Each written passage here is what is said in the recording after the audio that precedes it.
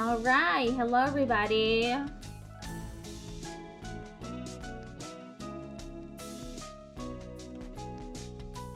Okay, the music isn't too loud.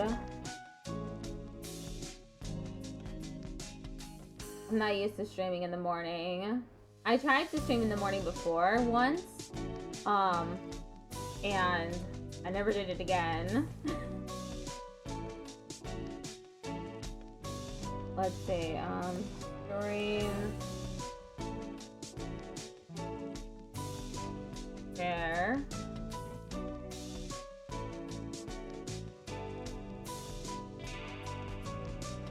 Just realized you didn't get any ads? Damn.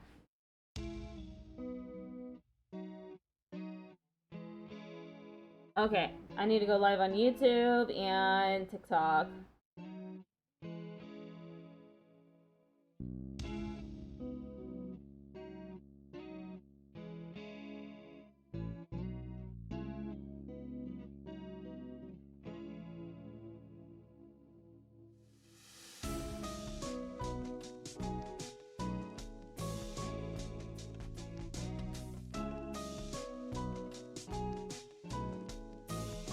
Where is the goal on TikTok?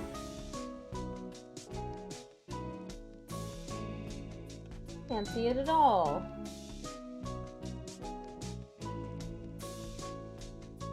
There, I see it now.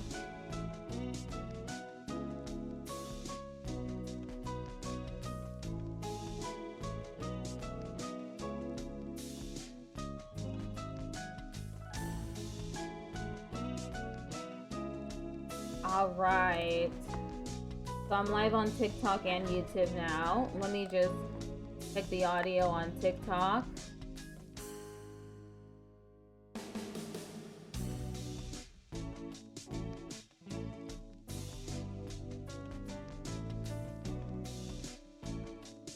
Alright, audio's fine.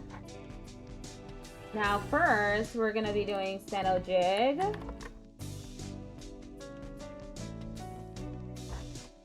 I have it right here. I made it nice and big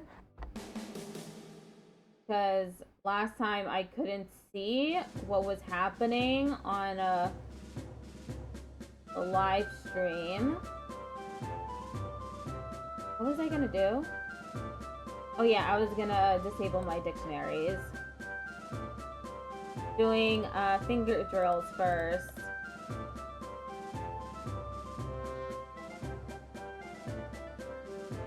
Meowdy? Hello?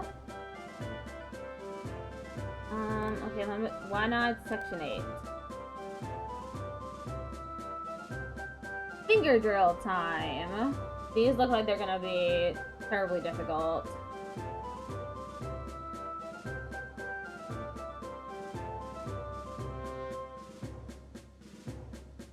Okay, yeah, I'm having trouble. I'm going so slowly.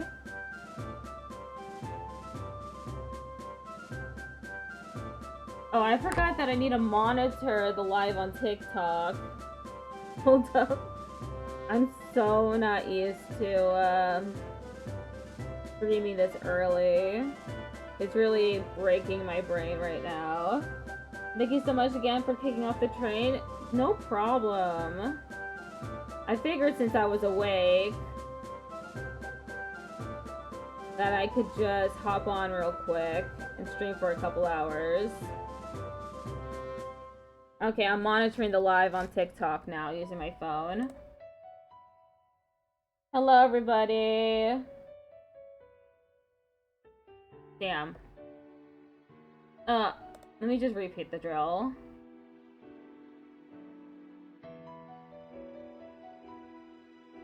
As you can see, this is also breaking my brain.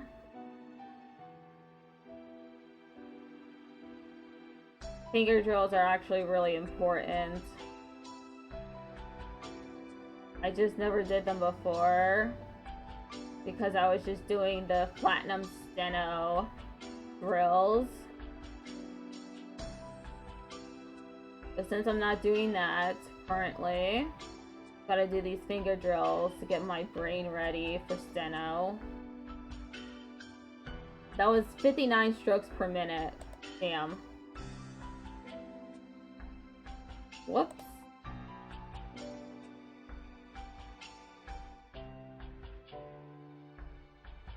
Hello everyone on YouTube, TikTok, and well shoot, I shouldn't have done that. YouTube, TikTok, and Twitch. Good morning everyone.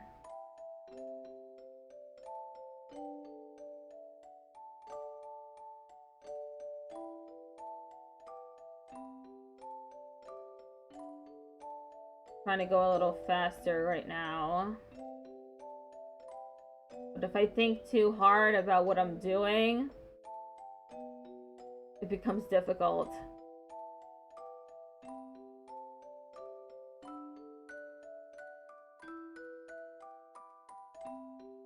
Damn. Stop thinking. Stop thinking. 64 strokes per minute.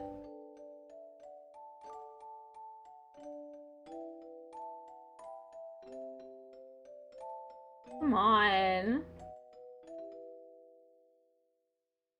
Morning, Melody. Morning to you too, Patrick. Most of the books I recently listened to, which are 2S LGBTQIA+ focus, are nonfiction memoirs or books like Sharonda J. Brown's Refusing Compulsory Sexuality, and aren't exactly cozy reads for stream. Or I would have suggested them. Yeah, I asked all over the place, and I got some good recommendations from the stenography Discord, Open Steno.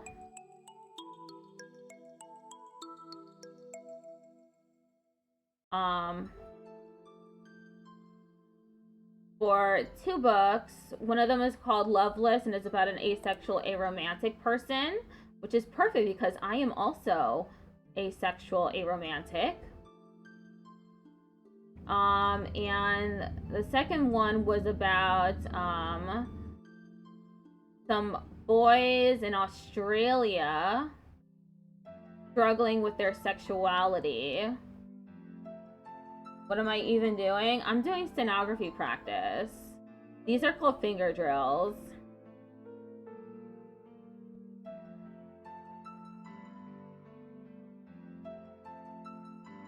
That's a great one. Awesome.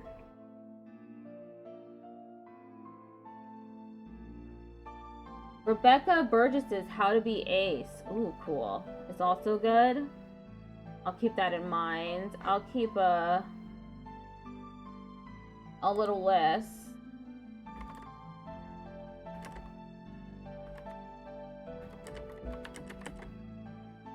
It's a graphic novel though? Okay. I'll probably read that on my downtime.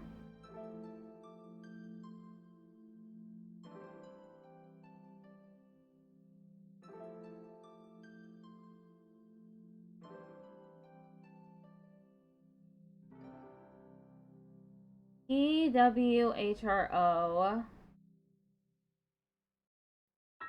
Burgers don't exist or hot dogs don't exist? I'd prefer hot dogs not to exist. I don't even eat hot dogs.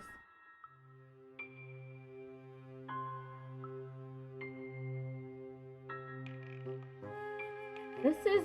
what the hell?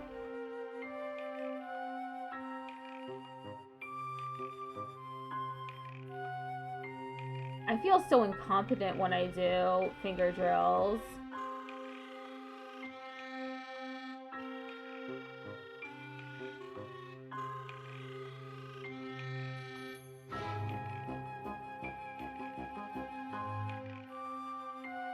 Okay, I have a lot more to do.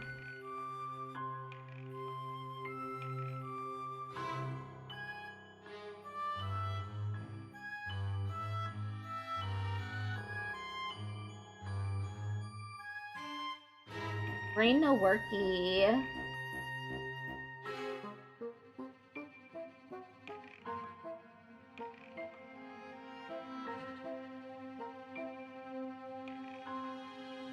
You love cheeseburger and cheese dogs?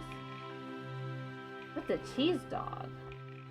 Is it just a hot dog with cheese on it?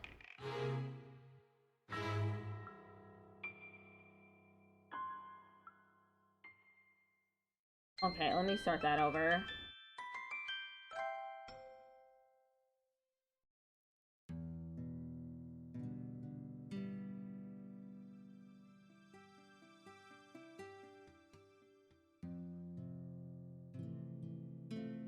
You like this music? It's from the video game Hostile Boyfriends, which is a pigeon dating simulator.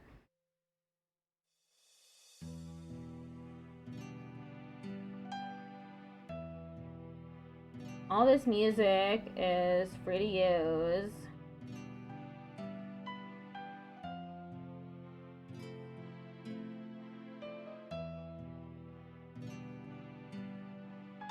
Why am I gray skinned? My model is based off the a black sheep. Why are your ears so long? Because there's a sheep.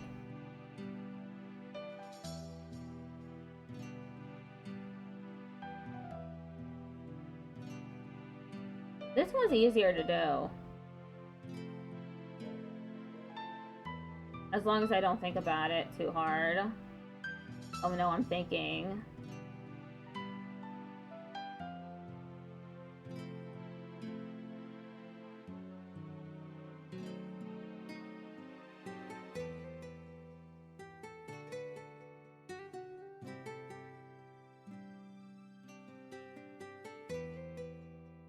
Do not think, only do. No thinking, only do.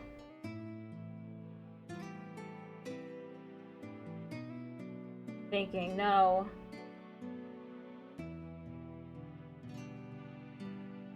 "94 strokes per minute. Man.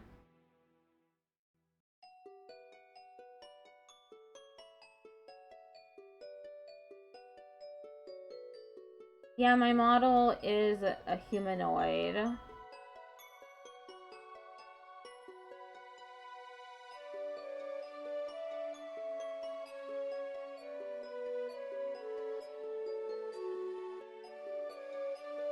"107.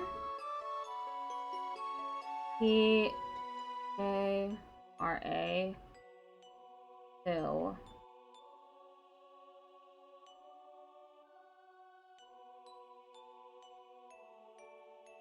P-K-R-A 2.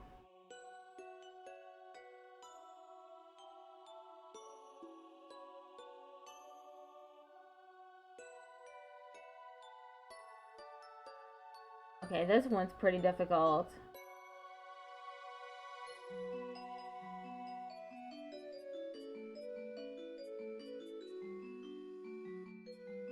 Sorry, I only speak English, so please only use English in my chat.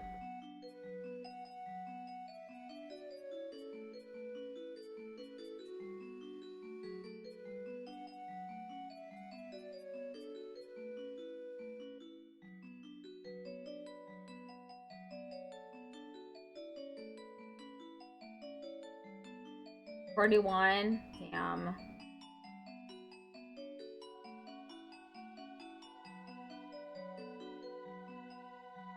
Blah.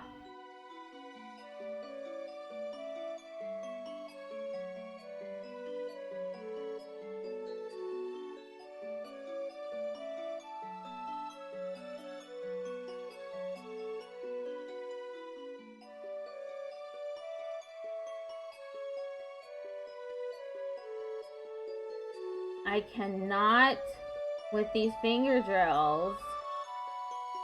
And there's so many of them, too.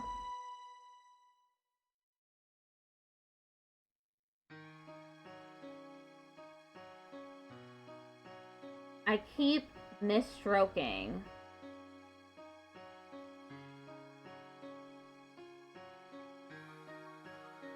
What is this symbol called? I don't know. It looks like a flower.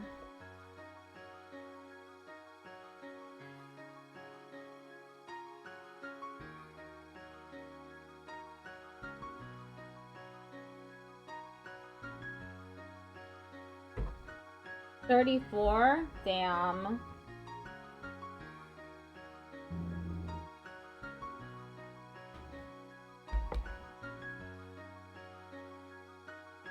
PHRO KPA.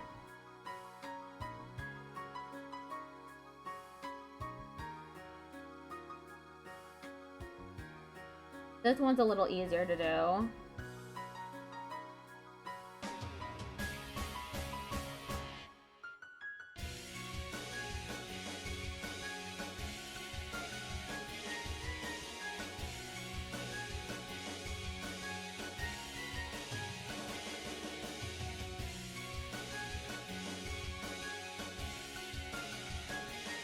This isn't math, this is stenography.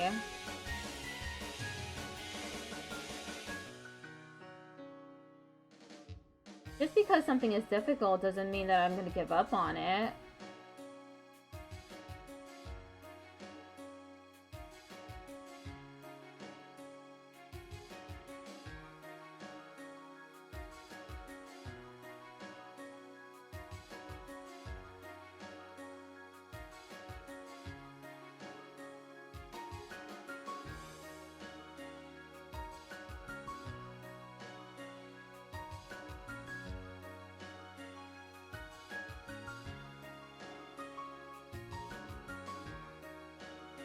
Okay, I have 9 more of these left.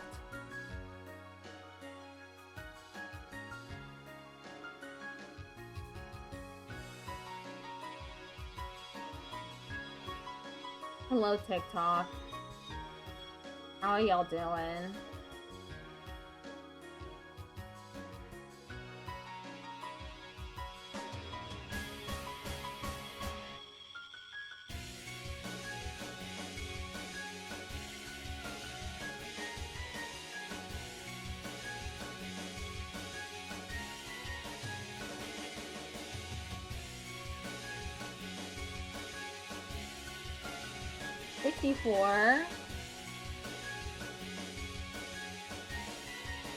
STRO KHRA.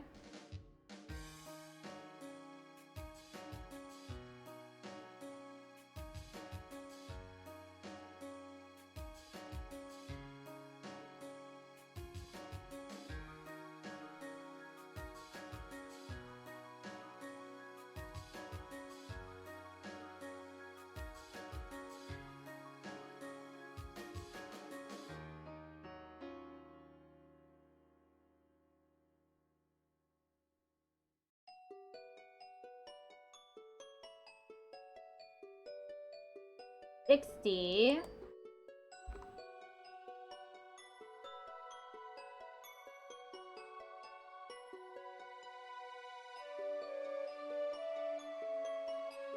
SRAKHRO.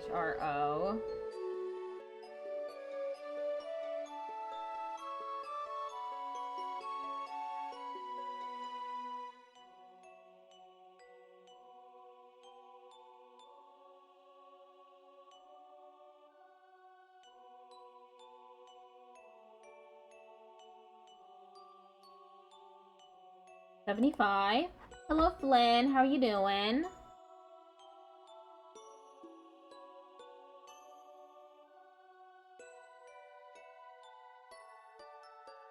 I'm currently in the middle of doing finger drills. Hope you are too. I am doing okay. This is difficult though.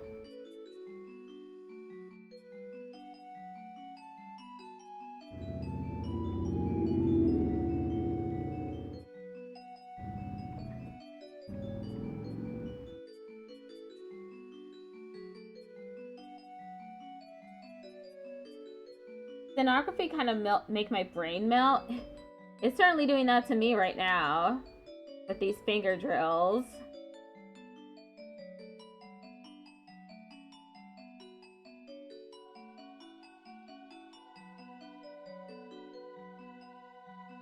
It's not difficult to learn though.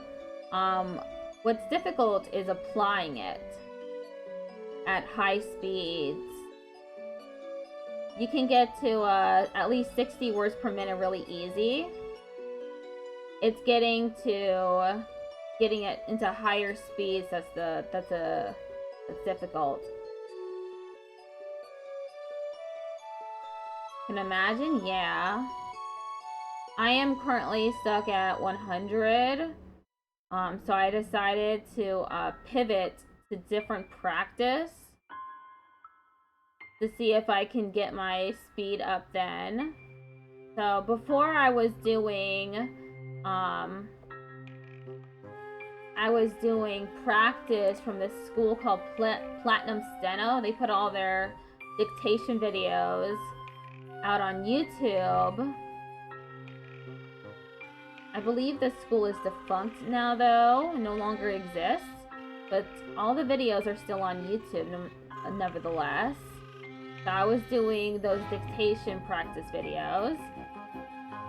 And then I finished the 140 words per minute series, and I was still not very fast. So I decided to pivot to Steno Jig.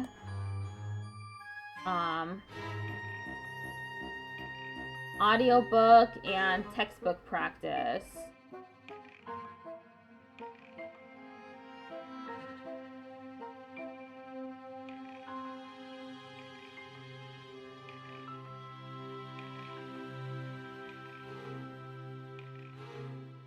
It honestly looks like such a cool thing to be able to do. I'm always in awe. Yeah, it is pretty fun.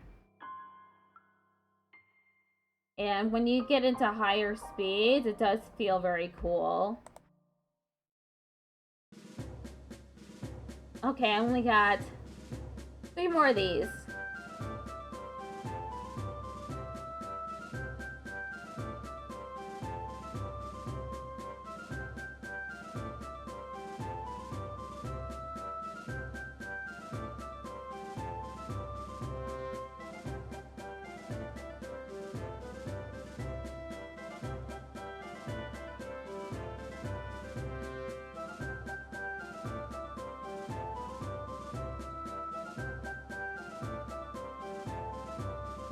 $85.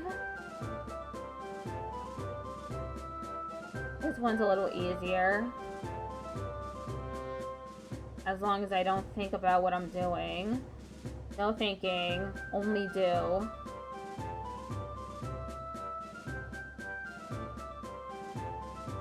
No thinking, only do.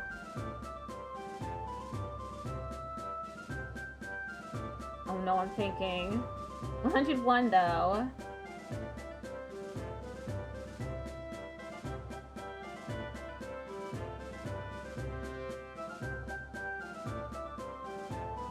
Is. No thinking, only do.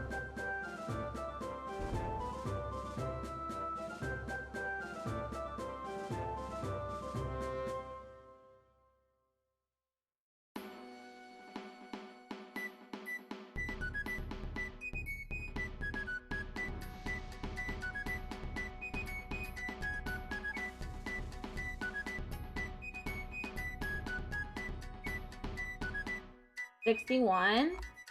Oh, done with those. Okay, now I'm gonna do most used words. First, though, I have to re-enable all my dictionaries.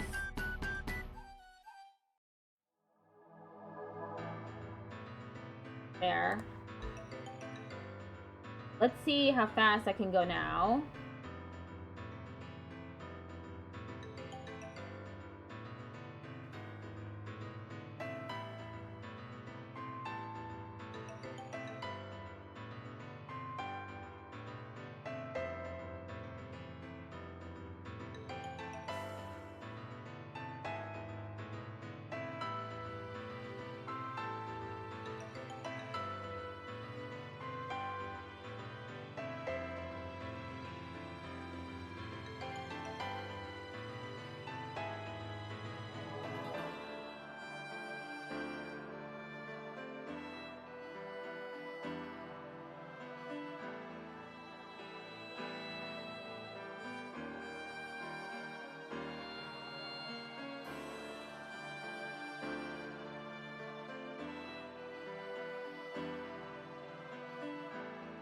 I'm not even subbing. I almost have enough for clap attack again.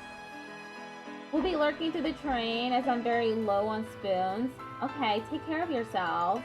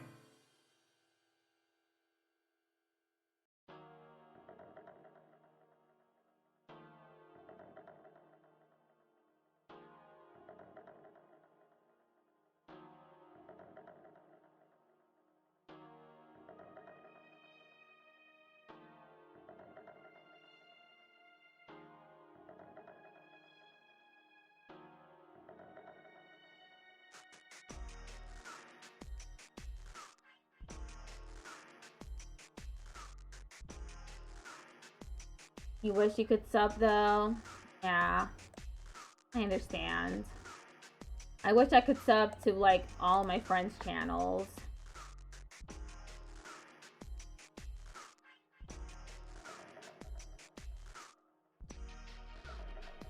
Sometimes I sub to their channels if I have enough money. And if I don't need all of it. Like the artist who made my model, I was one of the first people to subscribe to her channel when she was still streaming.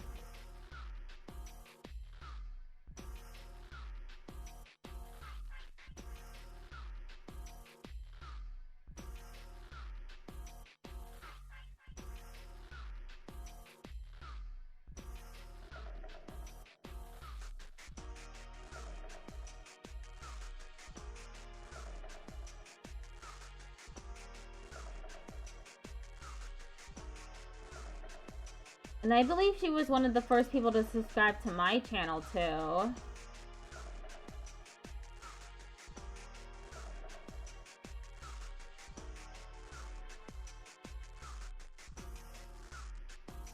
So we were basically just trading money.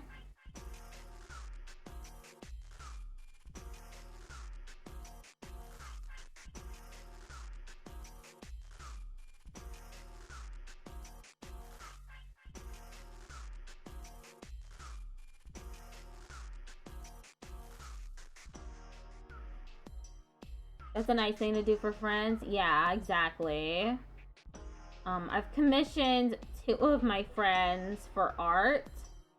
One from my friend Sakyu, which I rate into him pretty often. And one from my friend Sadam. It created a logo for me that I've been using.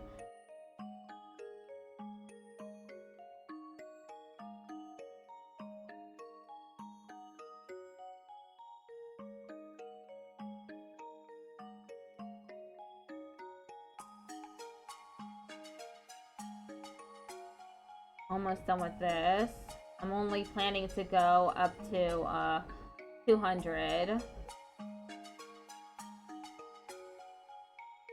What does commission mean? I've heard it a lot, but I don't know what it means. Oh, it's just when you ask an artist to create something for you.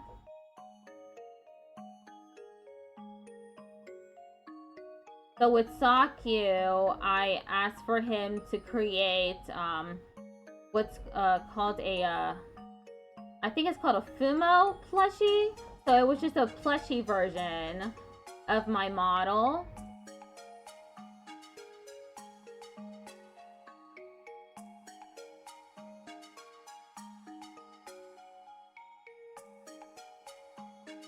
And with Sadam, it was a logo.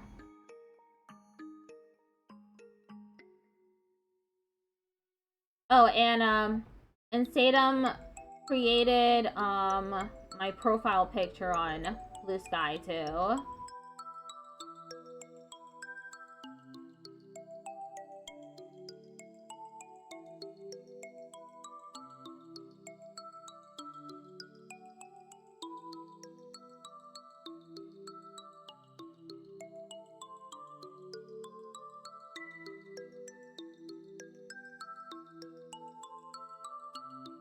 You understand it now? That's good.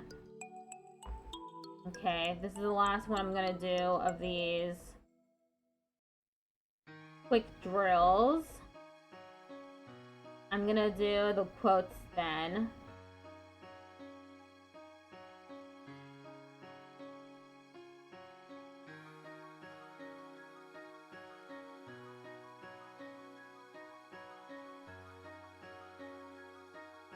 You don't have Blue Sky?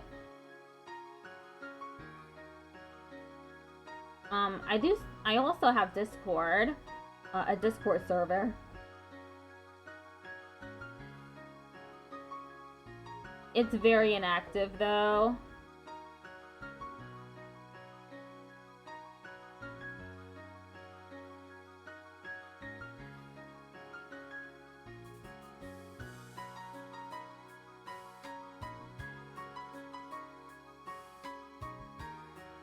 It's a big server, so if people were to actually use it, it would have a lot of utility.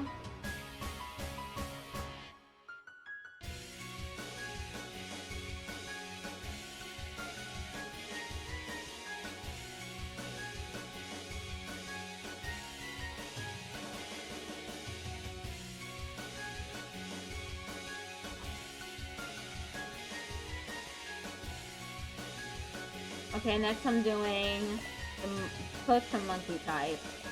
Short ones.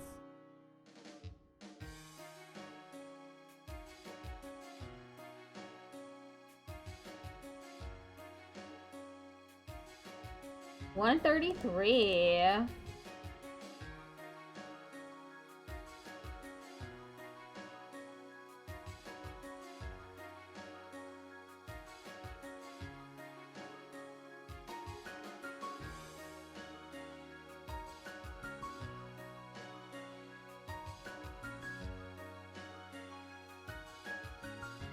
I normally join those for one thing only, and that's people usually say when they'll be streaming next.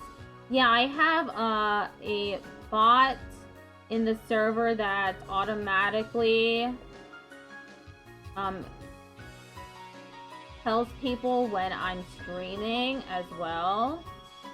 I also had one for TikTok, but it was adding everyone in the server, and I only wanted to at people who are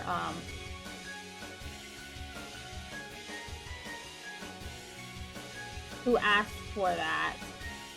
To have the role for it, I could not change that.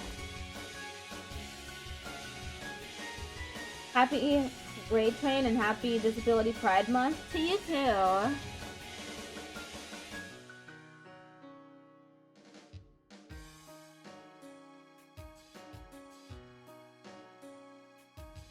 You know what would happen if I suddenly decided to stop going into work? Everyone is here, but you're nowhere near. No, you're nowhere near. Huh. That didn't translate correctly. Communicate.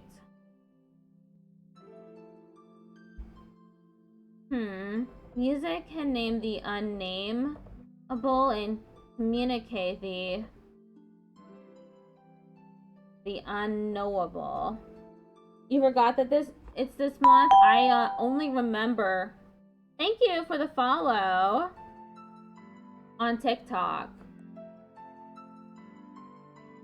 I never remember any of the Pride months besides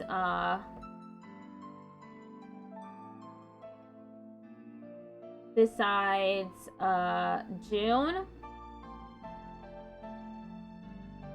Like I didn't even know that there was a Caribbean Pride month until I saw someone posting about it. Stenography is so impressive to me.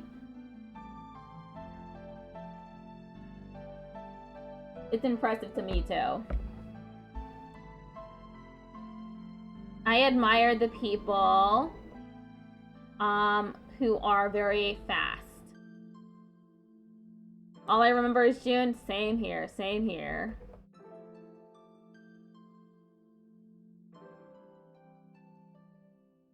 Two things are infinite. The universe and human stupidity. And I'm not sure about the universe. How do I write universe? There. That's how you write universe. The spirits that I summoned up, I now can't rid myself of.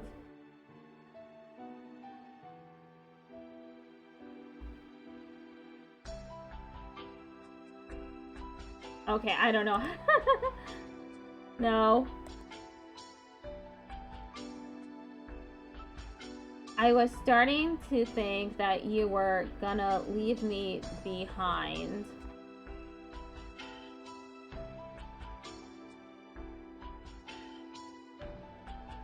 Thank you for the like on TikTok.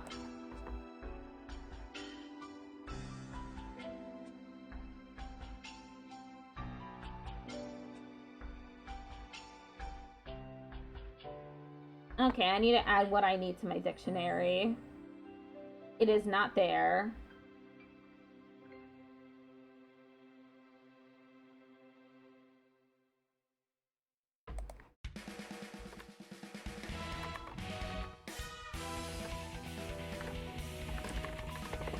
There. It is in my dictionary now. Hello, are you a kind person? I hope to be a kind person.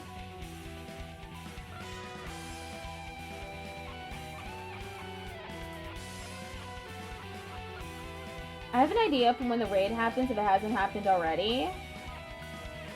Oh, okay. Tell me what your idea is. Well, I believe I'm the one kicking off the raid train though. But I have another slot in a few days.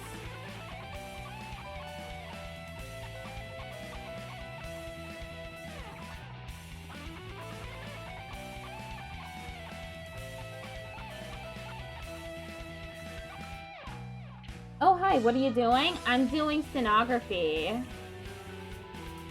I'm practicing so I get faster.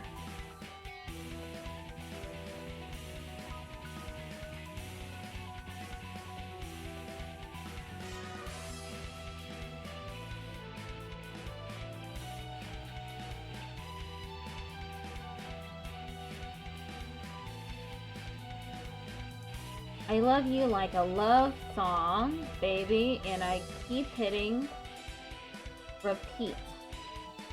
I'll just wait then. Oh, tell me what your idea is.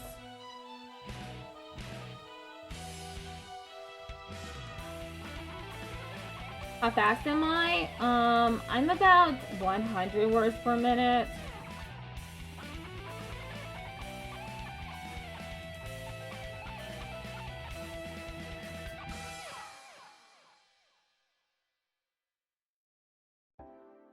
There must be quite a few things a hot bath won't cure, but I don't know many of them. Why is there a plus sign in the middle of that word?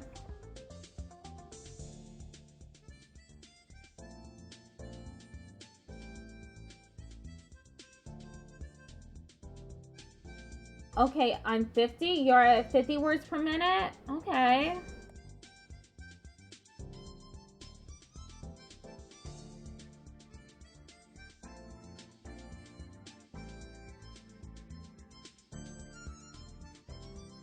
Oh, sorry, I didn't finish. Attack? Clap attack. Oh, I see. Yeah, that's a good idea.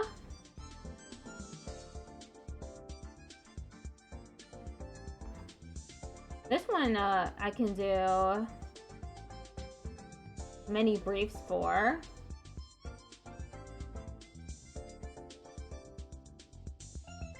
If you don't know what you want, how are you going to know when you get it? 158. You have to go. Bye.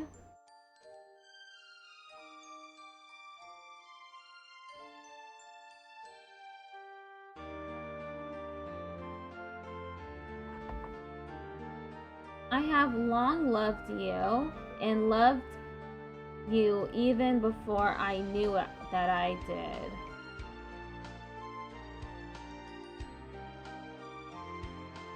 If one has only one good memory left in one's heart, that may sometimes be the means of saving us. 139. You're not brave. You've merely forgotten the fear of death. Allow me to reacquaint you. We know what we are, but not what we may be. We swears to serve the master of the precious. We swears on the precious. I am not pretty. I am not beautiful. I am as radiant as the sun. Of all creatures. Wow! Thank you for the roses, Code Dave. I really appreciate that. Nothing is bred that is weaker than man. 17 roses? Hell yeah. Thank you.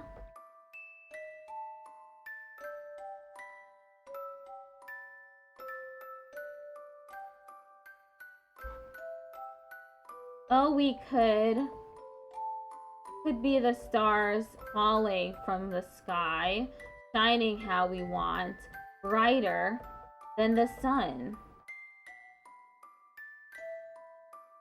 Courage is resistance to fear, mastery of fear, not absence of fear. All we really want is for no one to have a boring life, to be impressive, so we can be impressed.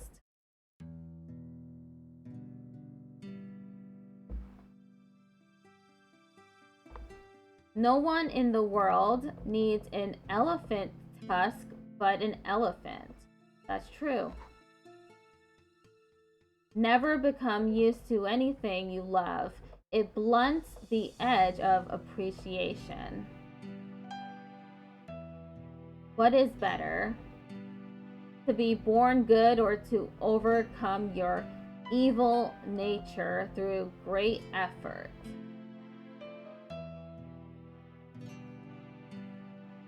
You are willing to die, you coward, but not to live. How do I write coward? Look up window. Where is it? Oh, it's over here. Coward. Okay, I see. K-O-U-R-D.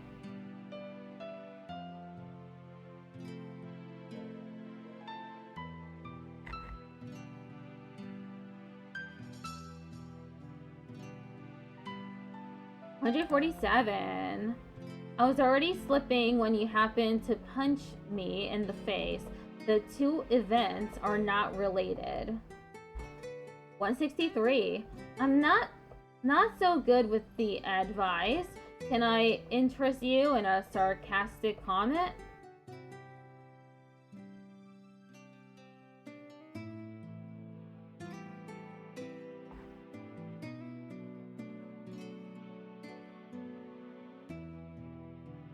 You can't get back what you've lost. What's important now is what is it that you still have? Okay, soon enough I'm gonna switch to the textbook. So in a few minutes.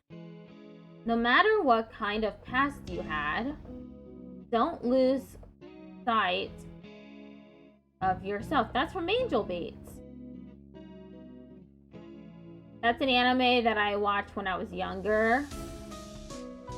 I still love the there's a in Angel Beats there is a band, and they actually released a bunch of music from the band, the virtual band.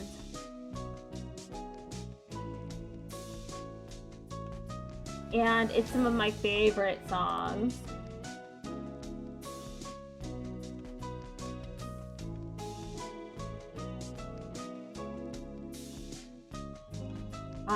The virtual band is called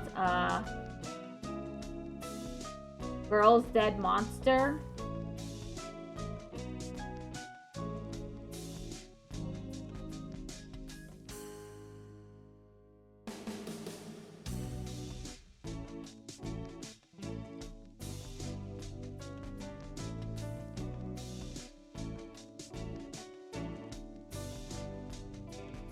All of the music is available on YouTube. Whoops, I didn't mean to exit. Well, hello, Speechless Gaming. How are you doing? Thank you for the likes.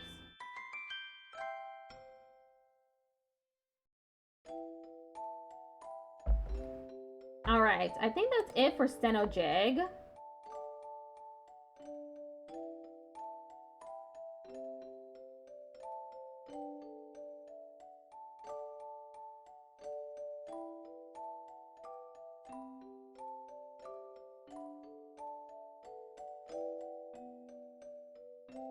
Okay, let me bring up Notepad.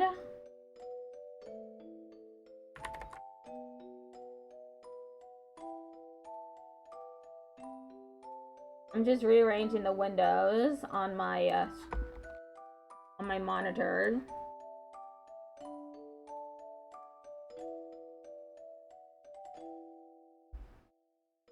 So, we are in Chapter 11, Crimes Against Property.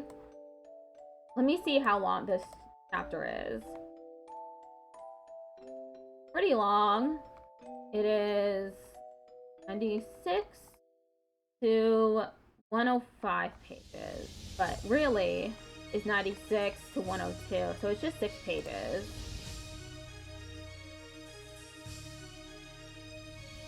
Okay.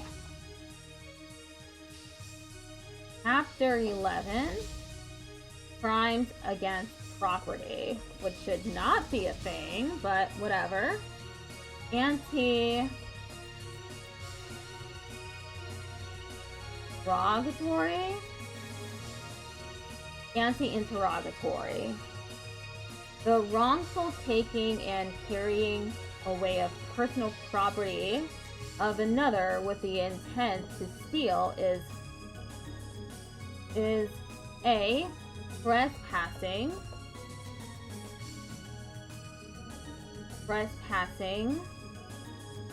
B, larceny, C, asportation, D, extortion.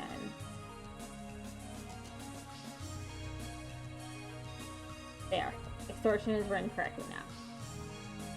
Learning objectives. Identify the elements of larceny,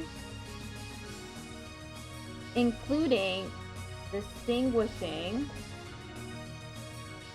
grand larceny from petty larceny. Explain how embezzlement is different from traditional larceny.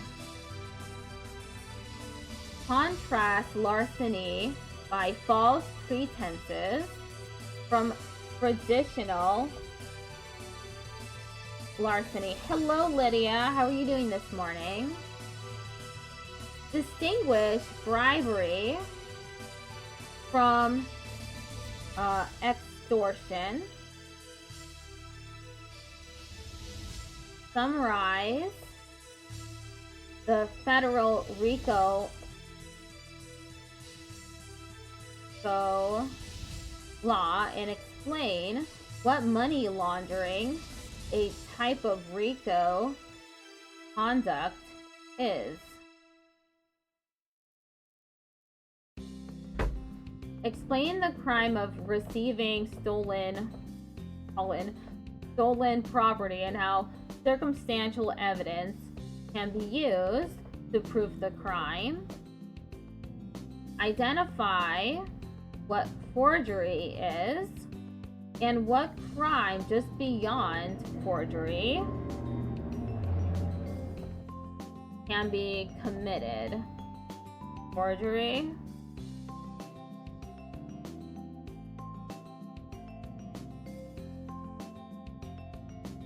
To be criminal acts, those acts must have exact definitions in addition to having to be committed voluntarily.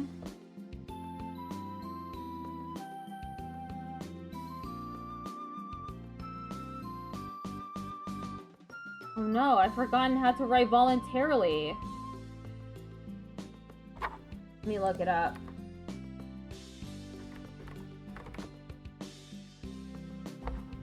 Voltaire with wrongful intent. This is so that there can be no question about what is against the law. At common law, exact definitions came about by assigning specific elements to each crime. No person could be convicted of a crime unless each element of the crime was proved beyond a reasonable doubt. Most states still define crimes in this manner, but do so in legislatively created criminal codes rather than in appellate law, case law. This chapter discusses the elements of some of the most commonly committed crimes against property.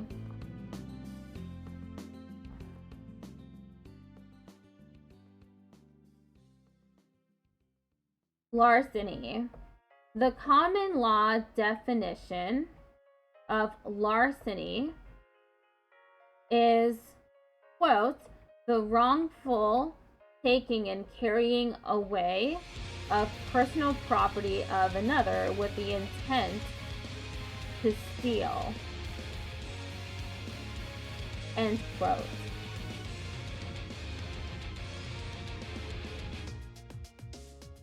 Larceny comes from the Anglo-French word larcine, which is translated as theft, and often larceny is called theft. Broken down into its elements, this crime consists of the following: a wrongful taking and carrying away of the personal property of another with intent to steal. Wrongful taking. A wrongful taking means a trespass to someone else's property, possession of personal property, excuse me. More precisely, it is the exercise of dominion and control over the personal property in the possession of another without the right to do so.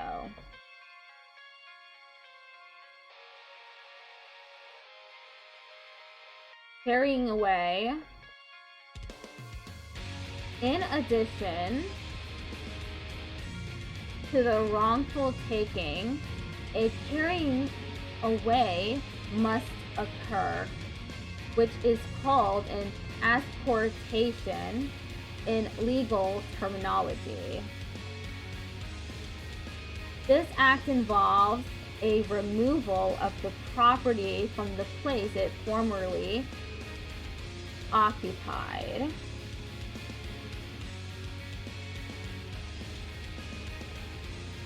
You'll just save your points for the next time? Okay.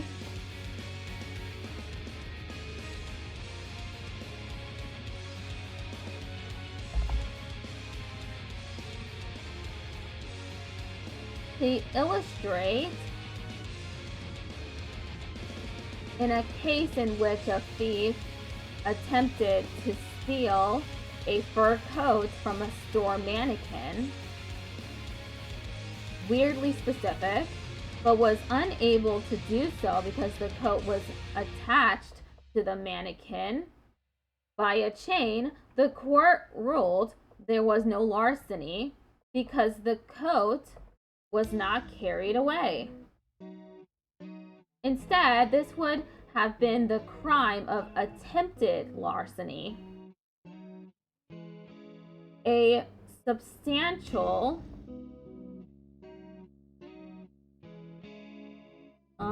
substantial? I don't know how to write substantial. Excuse me. S-T-A-L-G-S.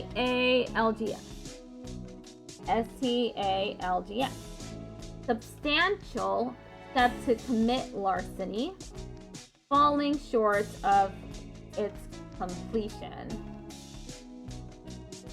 But this offense was not placed in the original charge. Consequently, the defendant was protected by the right to freedom from double jeopardy. However, in another old case, a thief opened a cash register and picked up some bills, but dropped them back into the register drawer when he was discovered by the owner. In holding that a carrying away occurred, the Supreme Court of Ohio said if he had actually taken the money into his hand and lifted it from the place where the owner had placed it, taken the so as to entirely sever it from the spot where it was so placed with the intention of stealing it, he would be guilty of larceny, though he may have dropped it into the place it was lying upon being discovered and had never had it out of the drawer. End quote. Eccles versus State. That case is still cited as the law in Ohio on theft as recent as 2013. Personal property. The subject matter of larceny must be personal property, parentheses, also called goods or chattels.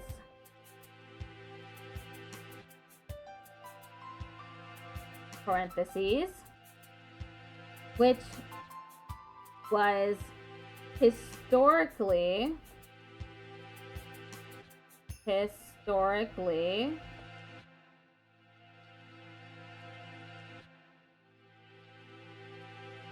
how do I historically? Excuse me.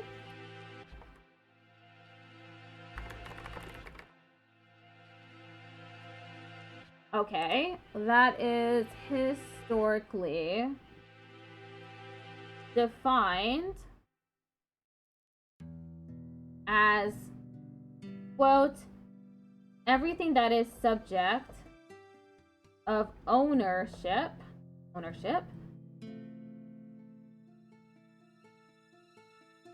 Ad break is starting in a minute on Twitch.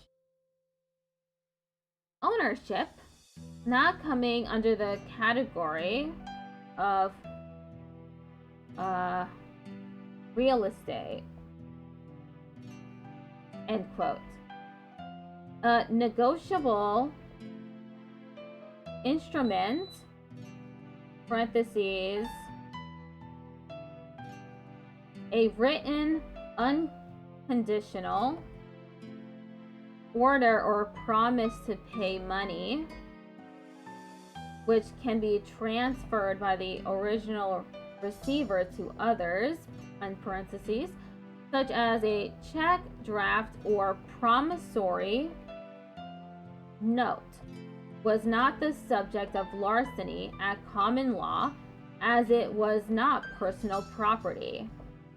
Such an instrument is called a chose in action, which is evidence of a right to property. Hi there, part of the raid train. Wanted to pop in and wish you luck. Thank you. Oh, ad break ends in 3 minutes.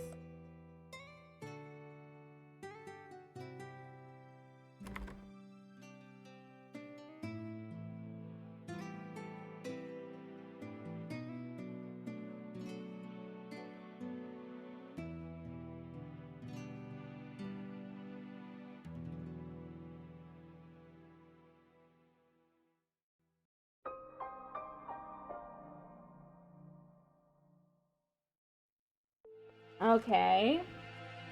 Ad break ends in 2.5 minutes.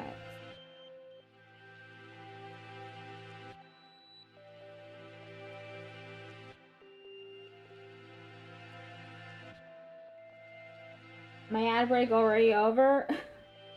Thanks, Twitch. Yesterday, I was looking at my sub count on YouTube, and I went from 713 to 715.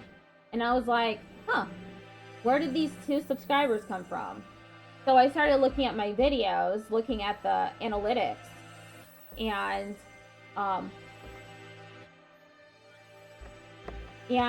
the 2 new subscribers came from a VOD. The recent VOD for Metaphor Refantasio yesterday. I was really surprised.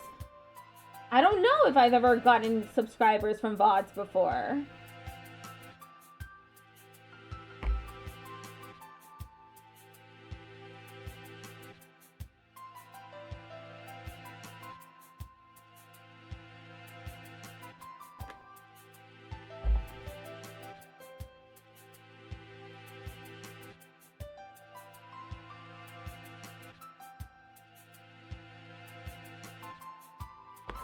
Break ends in 1 minute. Once I'm done with this textbook practice, I'll be moving on to an audiobook. It's called Loveless. It is about someone who discovers that they are asexual aromantic. Melody getting those Russian sub bots now. You're hitting the big leagues. The spam bots, they get banned by Sari bots.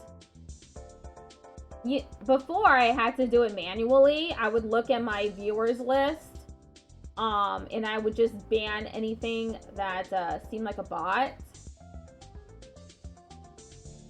But Sari does it for me now. Okay, ad break has ended. Can continue with this practice.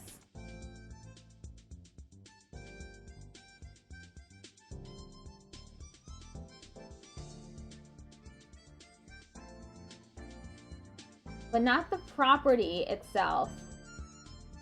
Oh, whoops, I forgot that I was monitoring on TikTok on my phone.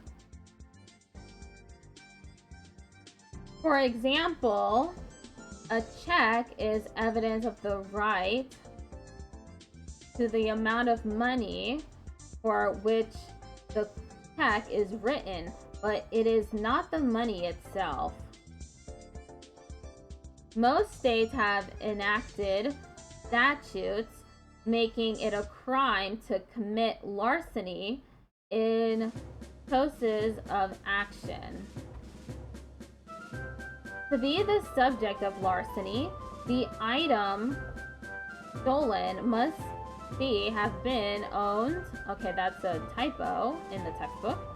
Owned at the time of the crime. Older cases held that it was not larceny to steal a dead body, as a dead body could have no owner. Wow. However, it was larceny to steal the casket containing the body, as well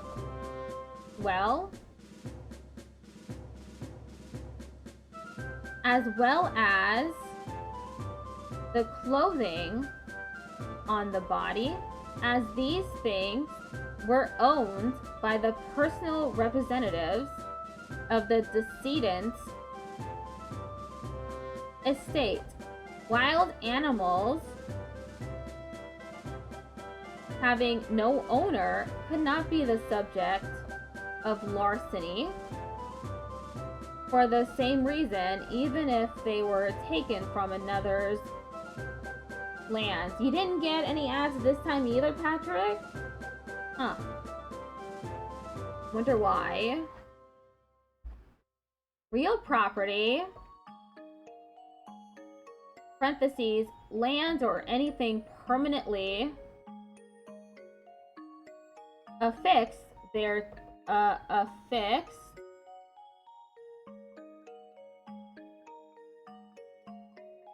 how do I write affix? It's not coming out correctly. Affix?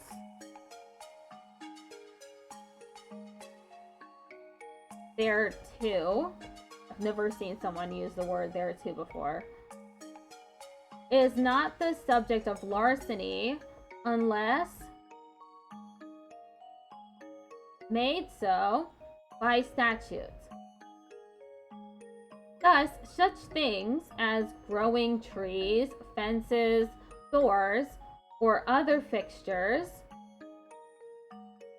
seaweed,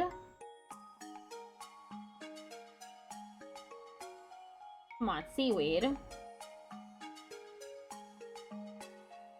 and minerals or stone not yet mined. Thank you for the follow on Twitch. Quarried were not the subject of common law larceny. The cutting down and carrying away of a standing tree would not be larceny. However, the carrying away of wood already cut would be larceny. Statutes have been passed. Shark eating a cheeseburger? Interesting. What do you mean by that? Statutes have been passed by many states, making it larceny to steal many things not included in common law larceny. I am not absorbing any of this right now. Property of another. The general rule is that a person cannot commit larceny of how do I write his or her again? Let me see. His or her. It's H-O-R, whore. His or her own property from a bailee, one to whom it has been rightfully entrusted but not given as a gift or sold, parentheses. For instance, if one's car is at the mechanic and the owner takes the car from the mechanic's lot as a way of avoiding paying the bill, whereupon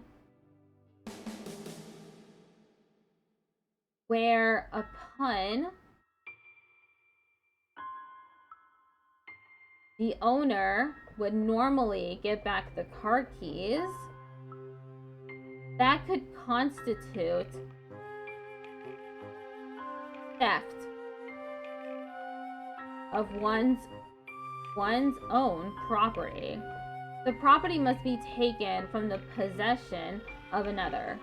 The law, however, distinguishes between possession and custody.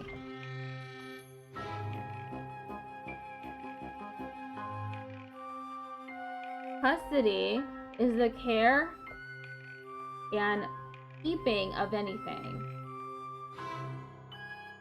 Possession is the detention of property when it is possession is the detention and control of anything. A person is said to have constructive possession of property when it is held in custody for that person by another. Constructive possession is not actual possession, but an assumed possession. For example, a supermarket cashier has custody of the money in the cash register. The store itself, or the store owner, has actual possession of it. Anyone stealing it from the cashier commits larceny from the possession of the owner, which is true even if the cashier is the thief. Get some more water.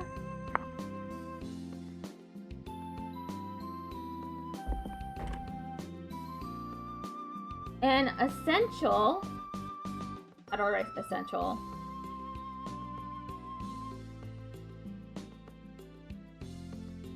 Essential, how do I write it?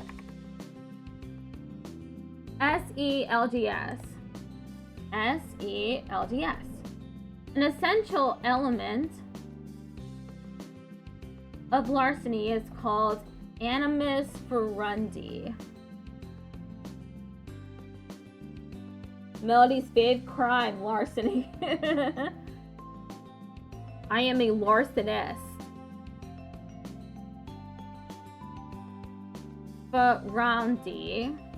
Okay.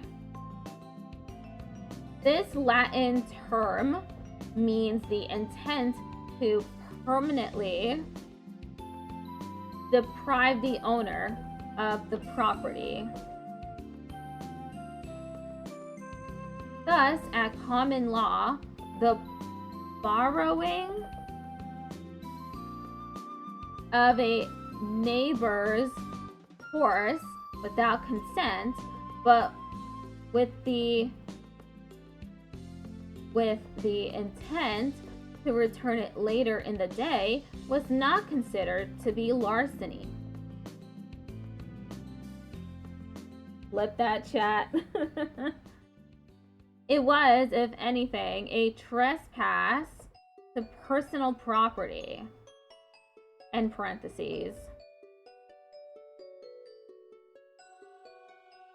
Some more recent cases, although still requiring intent to steal, define larceny as appropriating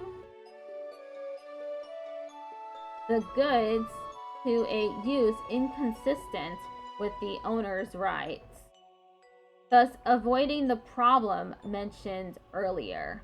For example, Indiana's basic theft statute focuses on the defendant's criminal intent to exert, quote, unauthorized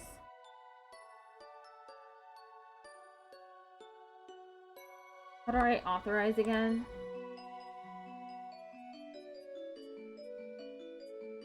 The text is so tiny. Unauthorized control over the property of another person with intent to deprive the other person of any part of its value or use. End quote. The intent to steal must exist at the time of the taking. A person who takes another's goods with permission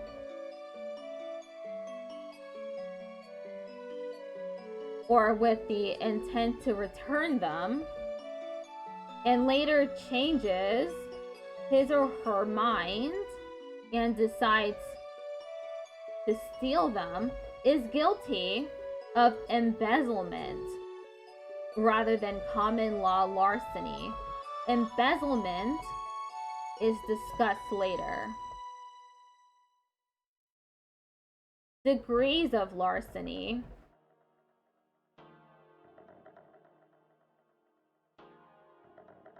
By statute, larceny is divided into 2 degrees. All right, petite again.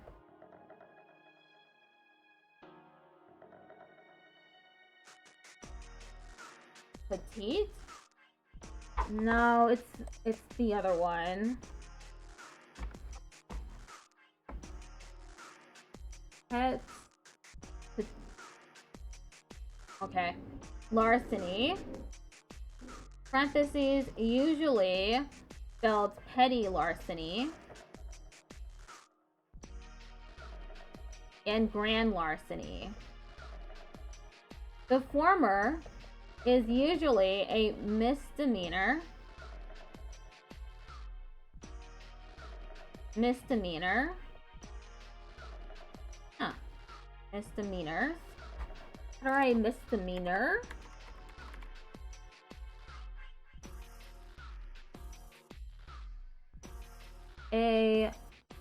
Okay. Misdemeanor. The latter is a felony. The common characteristic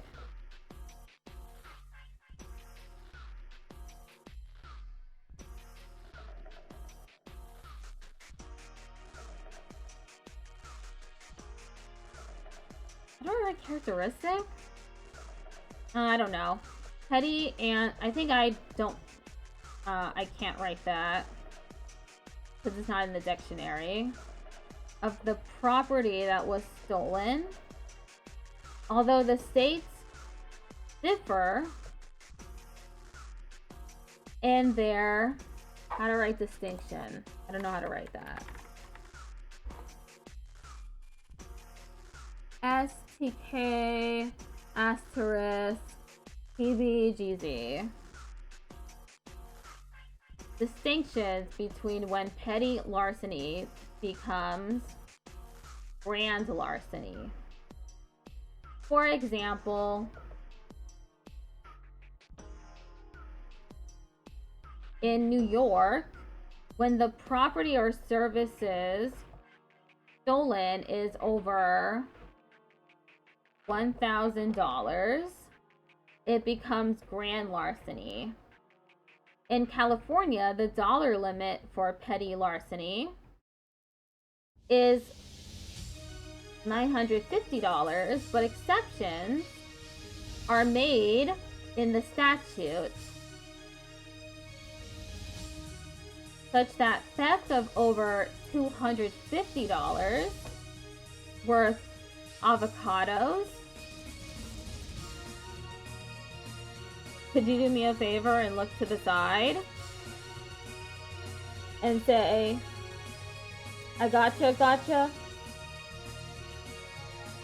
Yeah, I gotcha. Is that what you wanted?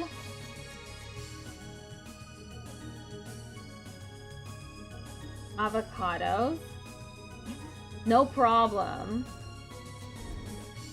Or other farm crops is grand larceny.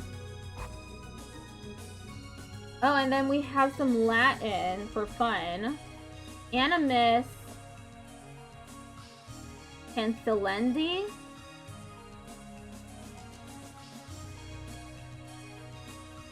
I don't even know how to write these. That one's not in the dictionary, so I can't write it. As applied to wills, animus afiendi. I don't even know if these are in the dictionary. Let me just check first. Okay, that one is not. Okay, animus maybe?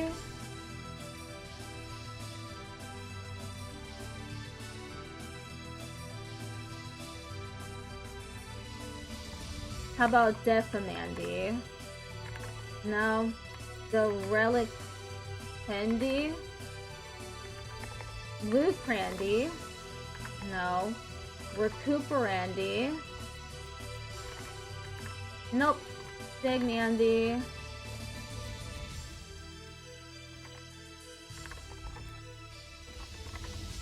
No.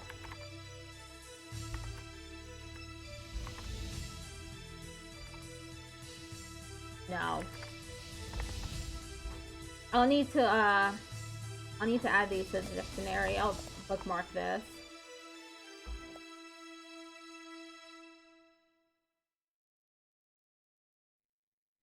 Embezzlement. Embezzlement. Which is essentially a breach of trust, consists of the same elements as larceny, except that instead of, quote, wrongful taking, end quote, a, quote, rightful taking, end quote, occurs.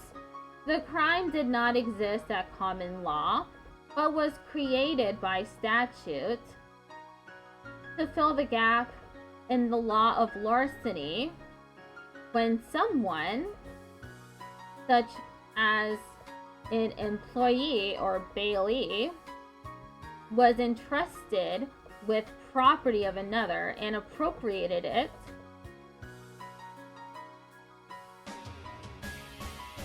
to his or her own use, or when property was stolen before it came into the possession of the owner. While larceny and embezzlement share the same ending, wrongfully depriving someone of his or her property, they have different beginnings. Drinking water.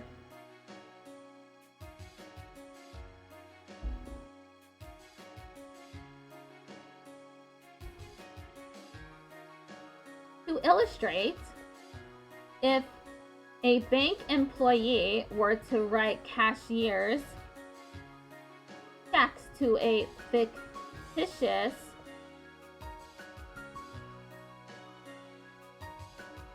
employee and cash them himself, that would likely be embezzlement.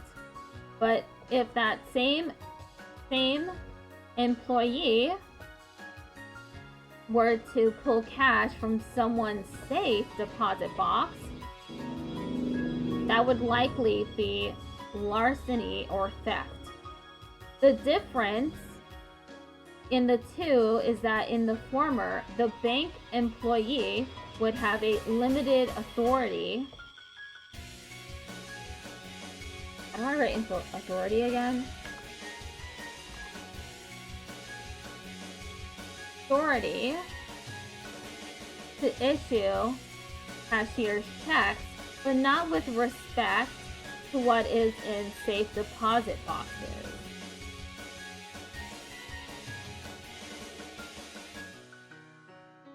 Almost done. Larceny by false pretenses. Larceny by false pretenses, also called criminal fraud, is another crime created by statute to fill a gap in common law larceny. In general, it is the act of knowingly and deliberately obtaining the property of another by false pretenses with intent to defraud. The elements of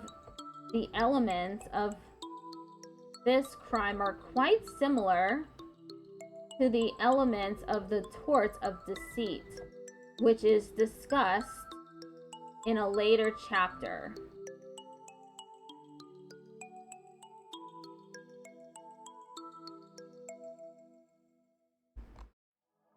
Some states have consolidated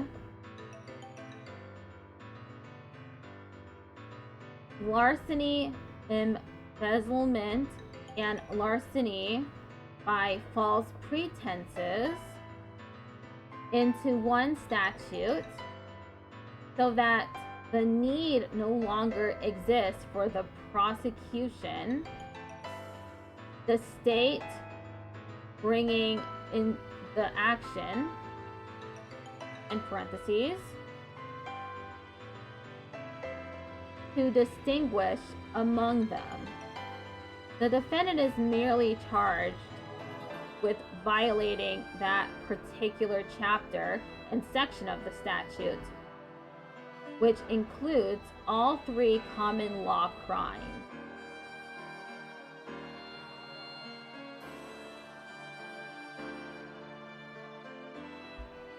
Bribery, extortion, and coercion. How do I write coercion?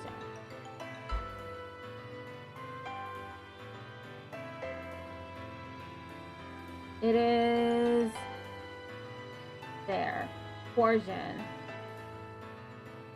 It is illegal to give money or other items to public officials to sway their official activity. The giving or receiving of a reward to influence any official act is called bribery and is against the law. The inverse of bribery is extortion, which is the gaining of property or money through some kind of unlawful threat to the owner of the property or money. And so it is also illegal for public officials to demand payment from others for doing official acts. This type of extortion was, how do I write historically again? Historically defined as, quote, the corrupt demanding or receiving by a person in office of a fee for services that should be performed gratuitously, end quote. Public figure extortion, which was historically the exclusive form of extortion, is now a type of extortion.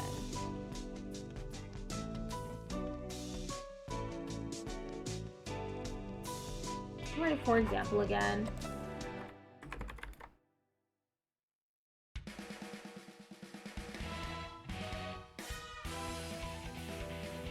example, Washington State's general extortion statute states that extortion... Oh! Thanks. Scrack3 just subscribed with Prime. Thank you for resubscribing, Disgrace. How are you doing today? That extortion, quote, means knowingly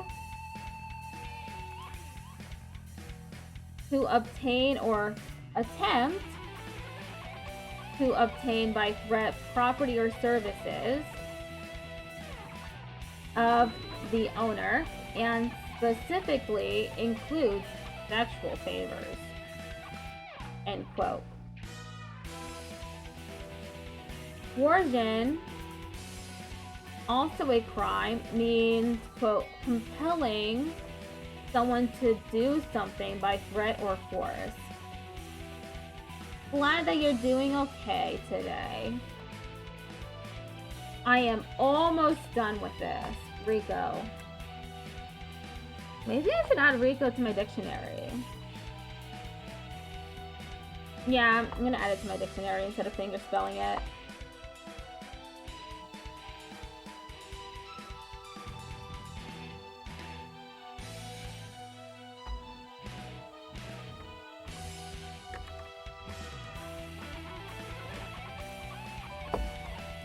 There. Now it's in my dictionary. Whoops. Ticked_off_Patrick just redeemed yeehaw. Thank you for redeeming yeehaw. That site looks easy to navigate for something legal. It is Pearson.com.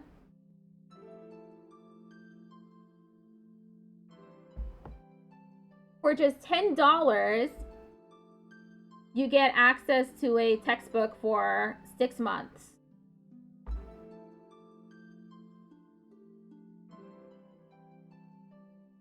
Okay, I added Rico to my dictionary. Rico, a federal statute referred to as RICO, parentheses, an acronym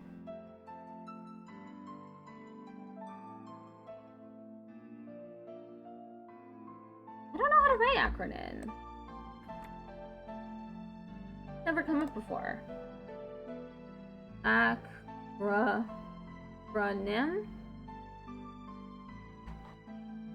I cannot see the lookup. Okay, I moved it. Acronym.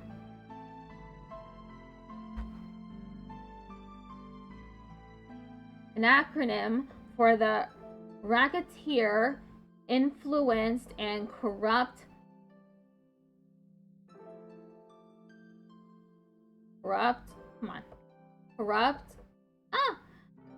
Organizations Act of 1970,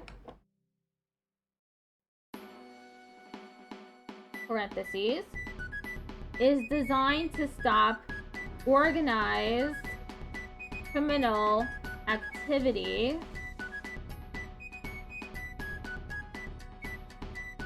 from invading legitimate businesses.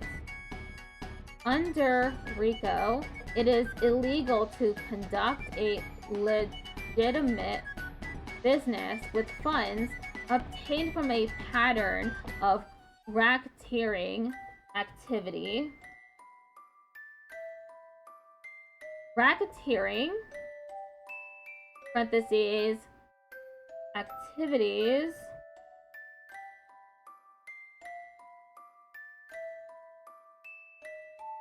of organized criminals who extort money from legitimate businesses, includes many kinds of criminal activity,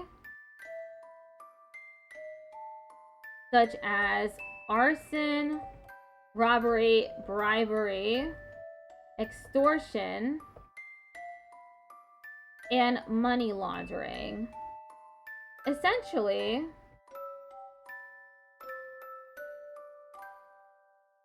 under federal laws, one is guilty of racketeering if that person engages in a, quote, period of racketeering activity. Activity. I have such trouble with activity. I know how to write it, but actually getting my fingers to do the thing is rough. Quote, end quote.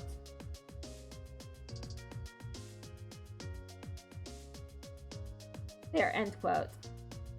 Which is at least 2 racketeering acts within a 10-year period. There are over 30 crimes listed as racketeering activities, including some of the acts listed above. States also have their own RICO statute.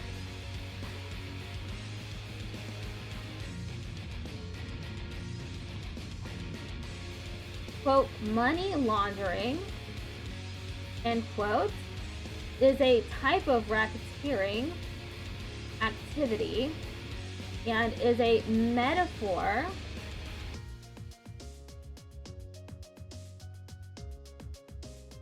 to describe how money acquired through criminal activities is, quote, washed, end quote,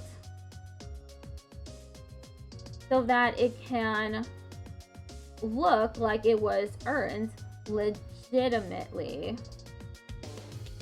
That is usually done by putting the, quote, dirty money, quote, dirty, end quote, money through a seemingly legitimate business, which treats it like regular income, so the cash appears clean.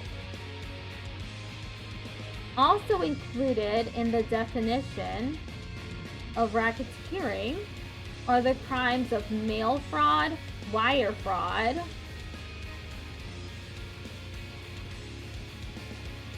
parentheses, of federal and state crime involving using wire communications facilities in carrying out a scheme to defraud, end parentheses, and computer fraud.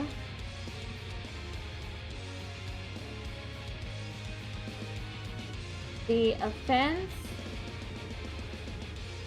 of using mail, wire, or computers to obtain money, property, or services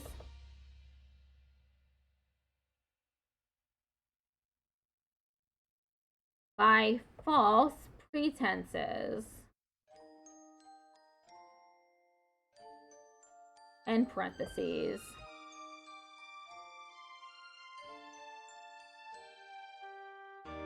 Those types of crimes are part of the category. How to write category again? Category.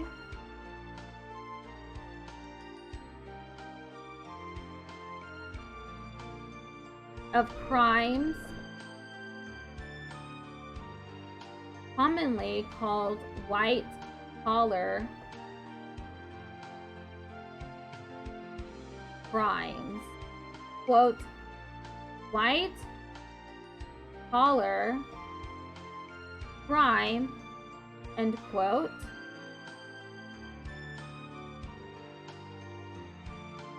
is a term first coined by sociologist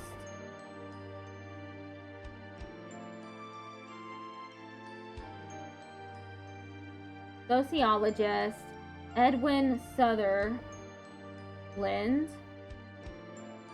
in 1939 to refer to crimes committed by those with high status and respect whose crimes are committed in the course of their employment.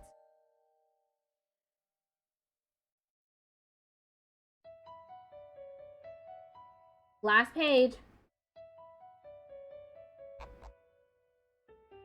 Receipt of stolen goods. The crime of receiving stolen goods involves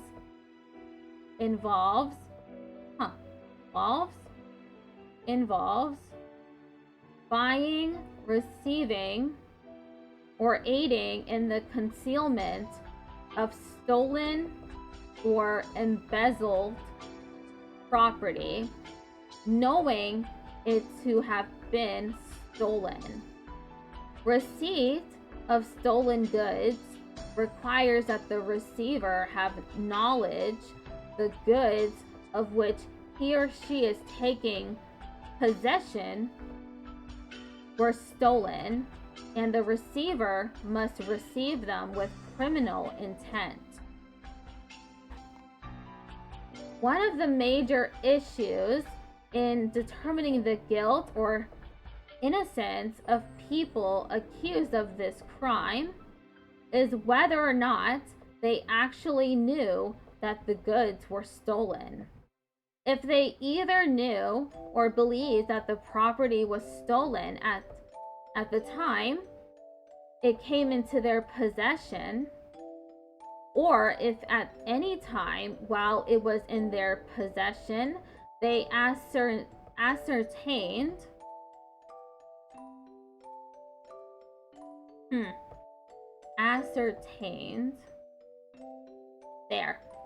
that it was stolen property and undertook to deprive the owner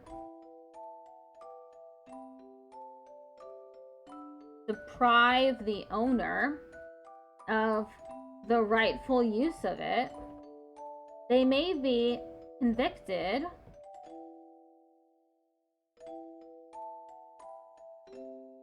of the crime.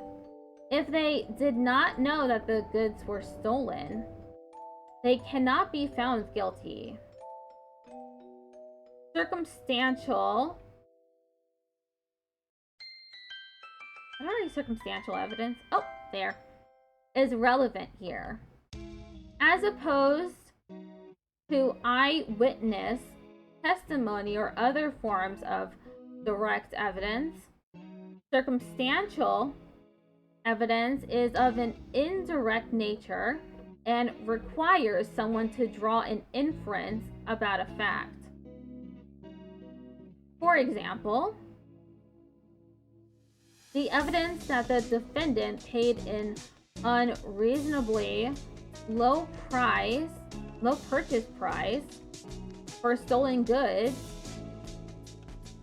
is often used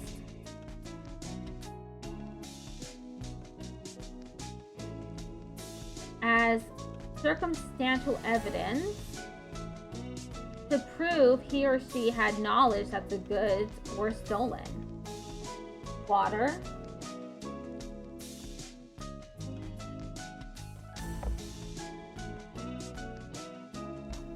And that's the end of the chapter. Oh, wait, there's forgery. Thought that was the end of the chapter, but there are 102 pages in this chapter. Forgery. Forgery is defined as, quote, the fraudulent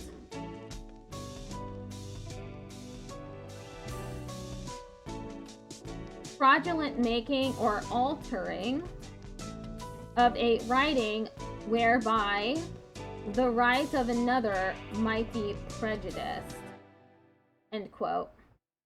The subject matter of forgery must be a writing or a document that has some legal efficacy. How do I write efficacy?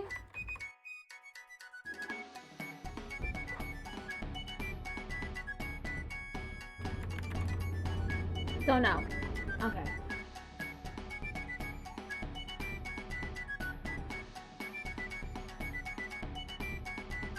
Maybe I should add this to my dictionary. Hold up.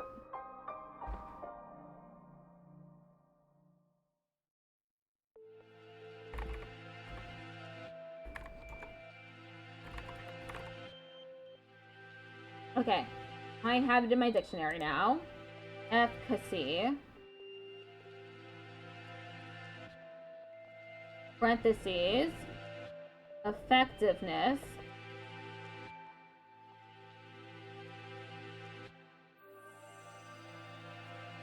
End parentheses. Such as a deed, mortgage, will, promissory note, check, receipt, or other writing. The forgery of a person's signature to a will that is invalid because of an improper number of witnesses would not be a forgery because the will had no legal efficacy because of insufficient witnesses. People can commit forgery by signing their own name if they fraudulently hold themselves out to be someone else of that same name, sign another's name with intent to defraud, or write something in a document above another's existing signature. It has also been held that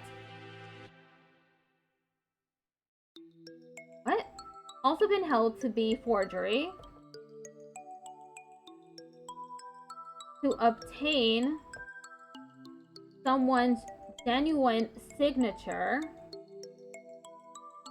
by fraud in esse contractus.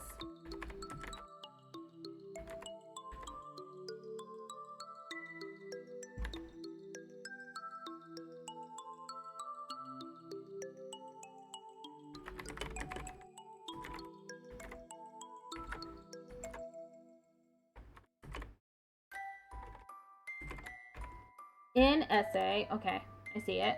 In essay, and then there's contractus.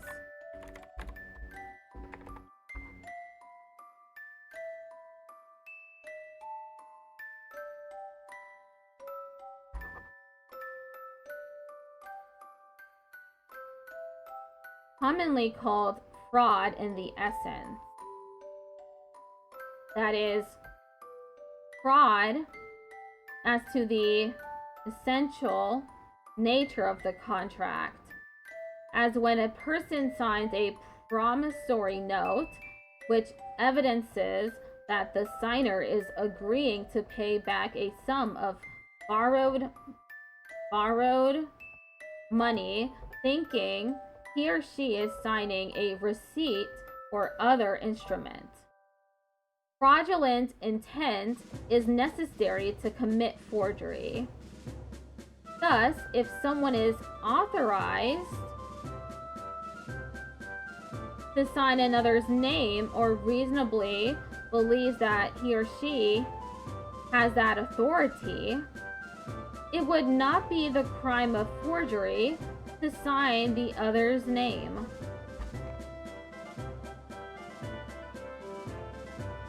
Uttering a forged instrument, which would include a check or promissory note, is not only a crime, it is often a separate crime from forgery, which is the making of the false or deceptive instrument. Uttering means offering a forged instrument to another person, knowing it to be forged and with intent to defraud.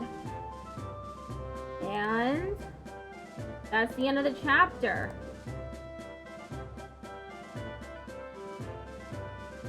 The next one is crimes against the person in human habitation. I wonder what the... Let me look at the table of contents for this one. Okay. I don't think I'm gonna do this on stream because it's all violent crimes. I could probably do homicide though. Crimes against morality and drug abuse. Yeah, I wouldn't do that one on stream either. Terms used in tort law.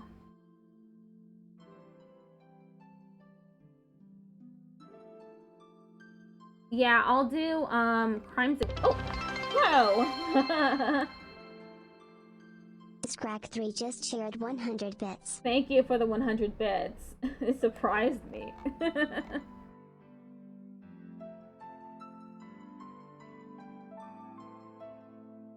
Okay, so I'm gonna do chapters 12 through 14 off stream.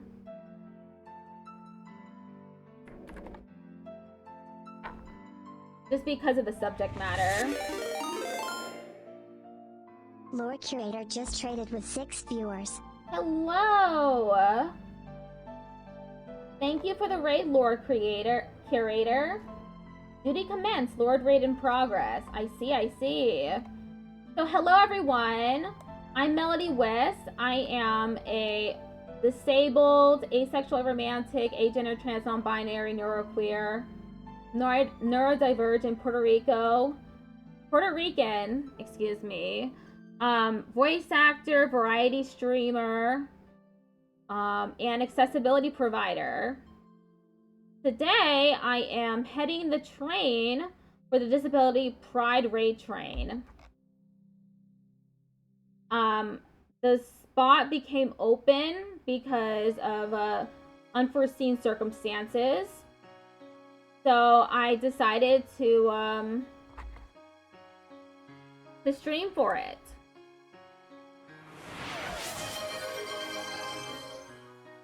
Ticked_off_Patrick just redeemed yeehaw. And for my portion of this raid train, I am doing stenography practice. Earlier, I did Steno Jig, which is a website full of drills. Just now I finished doing legal terminology textbook practice. Thank you so much again. I'm happy to have assisted. I was awake anyway, so I figure I just take my Adderall, I get up, I take my gabapentin too, and I fill in since I was already awake. For this stream, I'm also doing audiobook practice, which I'm gonna do right now. It is a book called Loveless. It is about someone who figures out that they're asexual, aromantic. I was asking for recommendations for the stream, and this is the one I chose from those recommendations. So now we do audiobook practice for the next 30-ish minutes, and then I'm going to raid out.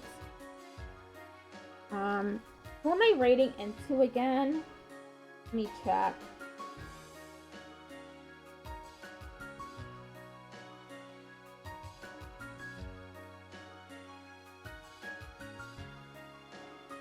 Raid schedule.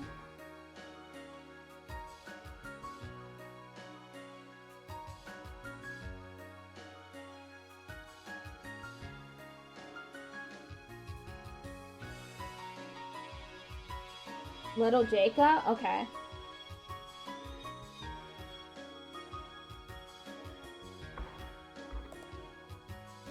Okay, we're going to do audiobook practice now. I am currently at around 100 words per minute, so this is going to be way too fast for me. But the benefit of it being really fast is that when I practice at a lower speed, it'll feel slow. That is the point of writing to something really fast in stenography. You always want to challenge yourself at higher speeds so that you can eventually get to that speed. It's sort of like when my spouse likened it to when Goku in Dragon Ball, the original Dragon Ball, he at the very end of the series, he takes off his weighted equipment, and he's much lighter and he's faster and stuff. That is exactly what you want to do with stenography. Makes sense. It's similar with strength training IRL too. Yes. Okay, now we do this audiobook for the next 30-ish minutes. This is a copyrighted work. Unauthorized copying or distribution is a crime punishable by up to 5 years in prison and a fine of $250,000. Scary.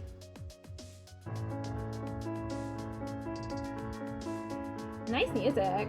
Oh, wait, let me turn off the music. There, music off. There. Scholastic Audio presents Loveless by Alice Osman, read by Billy Fulford Brown.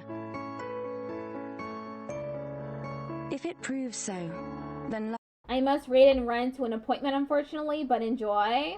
Thank you for the raid. Hope your appointment goes well. Goodbye. loving goes by haps. Some Cupid kills with arrows, some with traps. Much Ado About Nothing, William Shakespeare. Part 1. Last Chance. There were literally 3 separate couples sitting around the fire making out, like some sort of organized kissing orgy. And half of me was like, ew, and the other half was like, wow, I sure do wish that was me. To be fair, it's probably... Unfortunately, probably won't join the raid train. That's okay. I have another slot later. I believe... Let me check my calendar. It is on the 25th at my regular time at 5 p.m.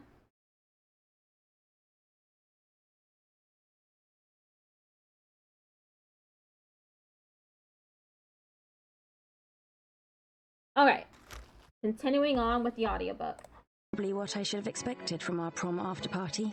I don't go to parties very often. I hadn't been aware this actually was the culture.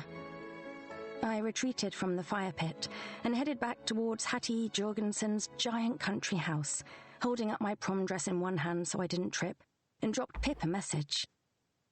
Georgia War. I could not approach the fire and retrieve the marshmallows because there were people kissing around it. Felipa Quintana. How could you betray and disappoint me like this, Georgia? Georgia War. Do you still love me, or is this the end?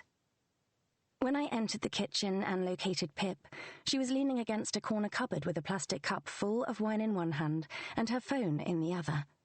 Her tie was half tucked into her shirt pocket, her burgundy velvet blazer was now unbuttoned, and her short curls were fluffy and loose, no doubt due to all the dancing at prom. You okay? I asked. Might be a tad drunk, she said, her tortoiseshell glasses slipping down her nose. And also, I do fucking love you. More than marshmallows? How could you ask me to make such a choice? I slung my arm round her shoulders, and we leaned back together against the kitchen cupboards. It was almost midnight.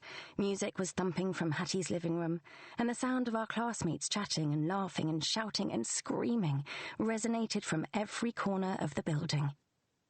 There were 3 separate couples making out around the fire, I said. Like, in unison. Kinky, said Pip. I sort of wished I was one of them. She gave me a look. Ew, I just want to kiss someone, I said, which was odd, because I wasn't even drunk. I was driving Pip and Jason home later. We can make out if you want. That wasn't what I had in mind. Well, Jason's been single for a few months now. I'm sure he'd be up for it. Shut up, I'm serious. I was serious. I really, really wanted to kiss someone. I wanted to feel a little bit of prom night magic. Tommy, then, said Pip, raising an eyebrow and smiling evilly. Maybe it's time to confess.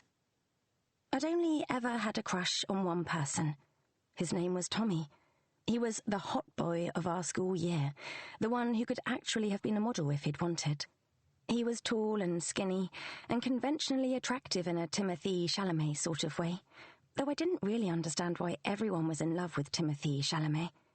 I had a theory that a lot of people's celebrity crushes were faked just to fit in. Tommy had been... Oh my god, this is so relatable.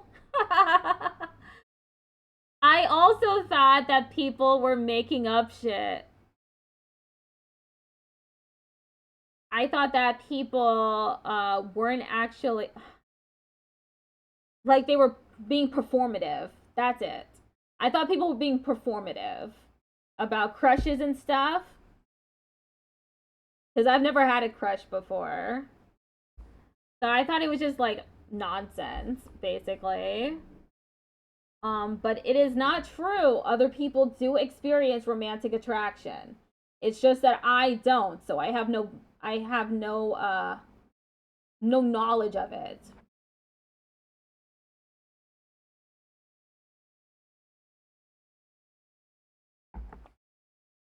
My crush ever since I was in year 7, and a girl had asked me, "Who do you think is the hottest boy at Truham?" She'd shown me a photo on her phone of a group of the most popular year 7 boys at the boys' grammar over the road, and there was Tommy right in the middle. I could tell he was the most attractive one. I mean, he had hair like a boy band star and was dressed pretty fashionably, so I'd pointed and said, him, and I guess that was that. Almost 7 years later, I'd never actually talked to Tommy. I'd never even really wanted to, probably because I was shy. He was more of an abstract concept. He was hot, and he was my crush, and nothing was going to happen between us, and I was perfectly fine with that. I snorted at Pip. Obviously not Tommy. Why not? You like him? The thought of actually following through on the crush made me feel extremely nervous. I just shrugged at Pip, and she dropped the discussion. Pip and I started to walk out of the kitchen, arms still slung round each other, and into the hallway of Hattie Jorgensen's fancy country home. People were slumped on the floor in the corridor, in their prom dresses and tuxes, cups and food scattered around. 2 people were kissing on the stairs, and I looked at them for a moment, unsure whether it was disgusting or whether it was the most romantic thing I'd ever seen in my life. Probably the former. "You know what I want," Pip said as we stumbled into Hattie's conservatory and collapsed onto a sofa. "What?" I said. "I want someone to spontaneously perform a song to declare their love for me." "What song?" She gave this some thought. "Your song from Moulin Rouge," she sighed. "God, I am sad, gay, and alone." "Solid song choice, but not as attainable as a kiss." Pip rolled her eyes. "If you want to kiss someone that much, just go talk to Tommy. You've liked him for 7 years. This is your last chance before we go to uni." She might have had a point. If it was going to be anyone, it was going to be Tommy. But the idea filled me with dread. I folded my arms. Maybe I could kiss a stranger instead. Fuck off. I'm serious. No, you're not. You're not like that. You don't know what I'm like. Yes, I do, said Pip. I know you more than anyone. She was right. About knowing me, and about me not being like that, and about tonight being my last chance to confess the crush I'd had for 7 years, and the last chance to kiss someone while I was still a school kid, while I had a chance to feel the teenage dream excitement and youthful magic that everyone else seemed to have had a little taste of. It was my last chance to feel that. So maybe I would have to bite the bullet and kiss Tommy after all. Romance. I loved romance. Always had. I loved Disney, especially the underappreciated masterpiece that is The Princess and the Frog. I loved fan fiction, even fanfics for characters I knew nothing about, but Draco/Harry or Korra/Asami were my comfort reads. I loved thinking about what my own wedding would be like. A barn wedding, with autumn leaves and berries, fairy lights and candles. My dress, lacy and vintage looking. My soon-to-be spouse crying, my family crying, me crying because I'm so happy, just so happy that I have found the one. I just loved love. I knew it was soppy, but I wasn't a cynic. I was a dreamer, maybe, who liked to yearn and believed in the magic of love.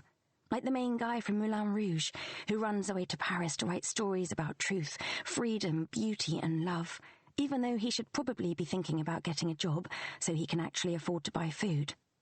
Yeah, definitely me. I probably got this from my family. The Wars believed in forever love. My parents were just as in love now as they were back in 1991, when my mum was a ballet teacher and my dad was in a band. I'm not even joking. They were literally the plot of Avril Lavigne's Skater Boy, but with a happy ending. Both sets of my grandparents were still together. My brother married his girlfriend when he was 22. None of my close relatives had been divorced. Even most of my older cousins had at least partners, if not whole families of their own. I hadn't ever been in a relationship. I hadn't even kissed anyone. Jason kissed Karishma from my history class on his Duke of Edinburgh expedition and dated a horrible girl called Amy for a few months until he realized she was a knob. Okay, ad break ends in 3 minutes. Well, approximately 3 minutes. Hello, thank you for the follow. On Twitch.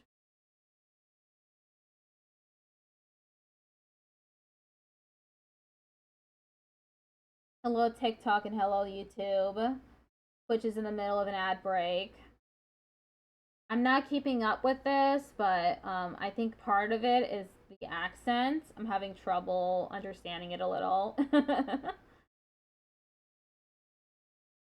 Did not like the inclusion of Harry Potter in the story so far. Even if it was minor, like, nah. Don't like that.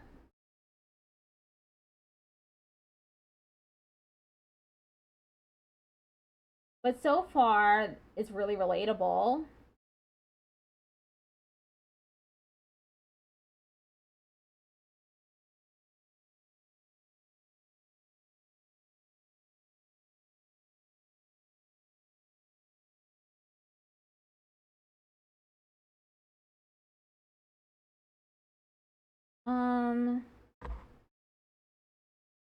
Okay, we got a minute and a half left in the ad break. Approximately. I know people have not been getting ads.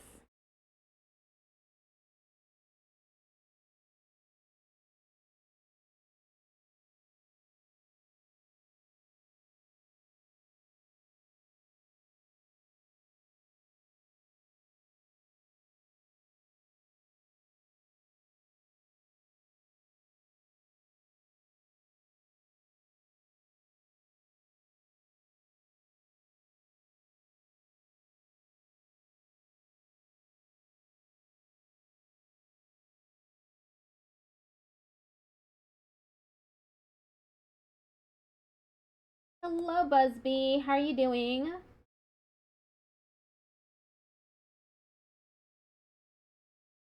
Ad break ends in 30 seconds.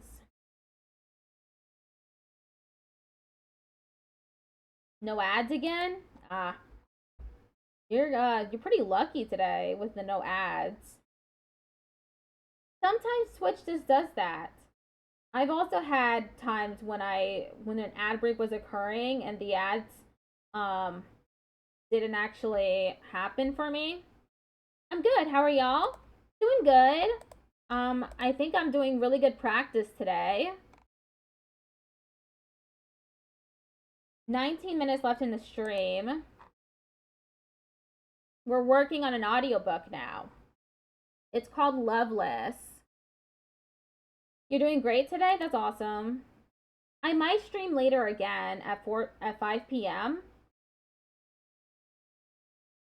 Probably, wait, but I did say that I couldn't do the Pearson textbook chapters for chapters 12 through 14, I believe. I need to do those off stream. You've heard of it? That's great. So far, it's very relatable to me because I'm also asexually romantic. Okay, we're going to continue on with the audiobook for the next 18 minutes, and then I'm going to read out the little Jika. Pip kissed Millie from the academy at a house party, and also Nicola from our youth theatre group at the dress rehearsal for Dracula. Most people had a story like You're currently reading a book called Ghost Business? Ooh, what's it about? that. A silly kiss with someone they sort of had a crush on, or didn't really. And it didn't necessarily go anywhere, but that was a part of being a teenager. Most people aged 18 have kissed someone. Most people aged 18 have had at least one crush, even if it's on a celebrity. At least half of everyone I knew had actually had sex. Oh, BRB is still on the screen. Thank you. Sometimes I just forget, you know? Especially if there's something in the way, like Notepad++. It's all of it is on my second monitor. Though some of those people were probably lying, or they were just referring to a really terrible handjob or touching a boob. But it didn't bother me, because I knew my time would come. It did for everyone. You'll find someone eventually. That was what everyone said, and they were right. Teen romances only worked out in movies anyway. All I had to do was wait, and my big love story would come. I would find the one. We would fall in love, and I'd get my happily ever after. These two rival ghost tour guides are starting to fall in love? I see. That sounds like an interesting book. Pip, Jason, and me. Georgia has to kiss Tommy, Pip said to Jason, as we slumped down next to him on a sofa in Hattie's living room. Jason, who was in the middle of a game of Scrabble on his phone, frowned at me. Can I ask why? Because it's been 7 years, and I think it's time, said Pip. Thoughts? Jason Farley Shaw was our best friend. We were They work for rival ghost tours? I wonder, what's the, are they just, like, competing companies? of a trio. Pip and I went to the same all-girls school and met Jason through the annual school plays, where they'd always get a few of the boys from the boys' school to join in. Then after a couple of years he joined our school, which was mixed in the sixth form, and joined our youth theatre group too. No matter what production we put on, whether it was a musical or a play, Jason usually played essentially the same role, a stern older man. This was mostly because he was tall and broad, but also because, at first glance, he did give off a bit of a strict dad vibe. He'd been Javert in Les Mis, Prospero in The Tempest, and the angry father George Banks in Mary Poppins. It's by Jen DeLuca? Okay. Oh, this is just a list of words I've gone wrong.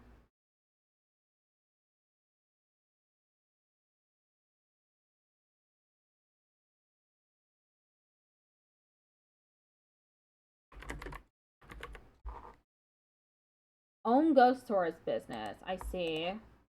Despite this, Pip and I had quickly learned that underneath his stern exterior, Jason was a very gentle, chilled-out dude who seemed to enjoy our company more than anyone else's. With Pip being a harbinger of chaos, and my tendency to feel worried and awkward about pretty much everything, Jason's calmness balanced us out perfectly. Jason said, glancing at me. Well, it doesn't really matter what I think about it. I don't know if I want to kiss Tommy, I said. Jason looked satisfied and turned back to Pip. There you go.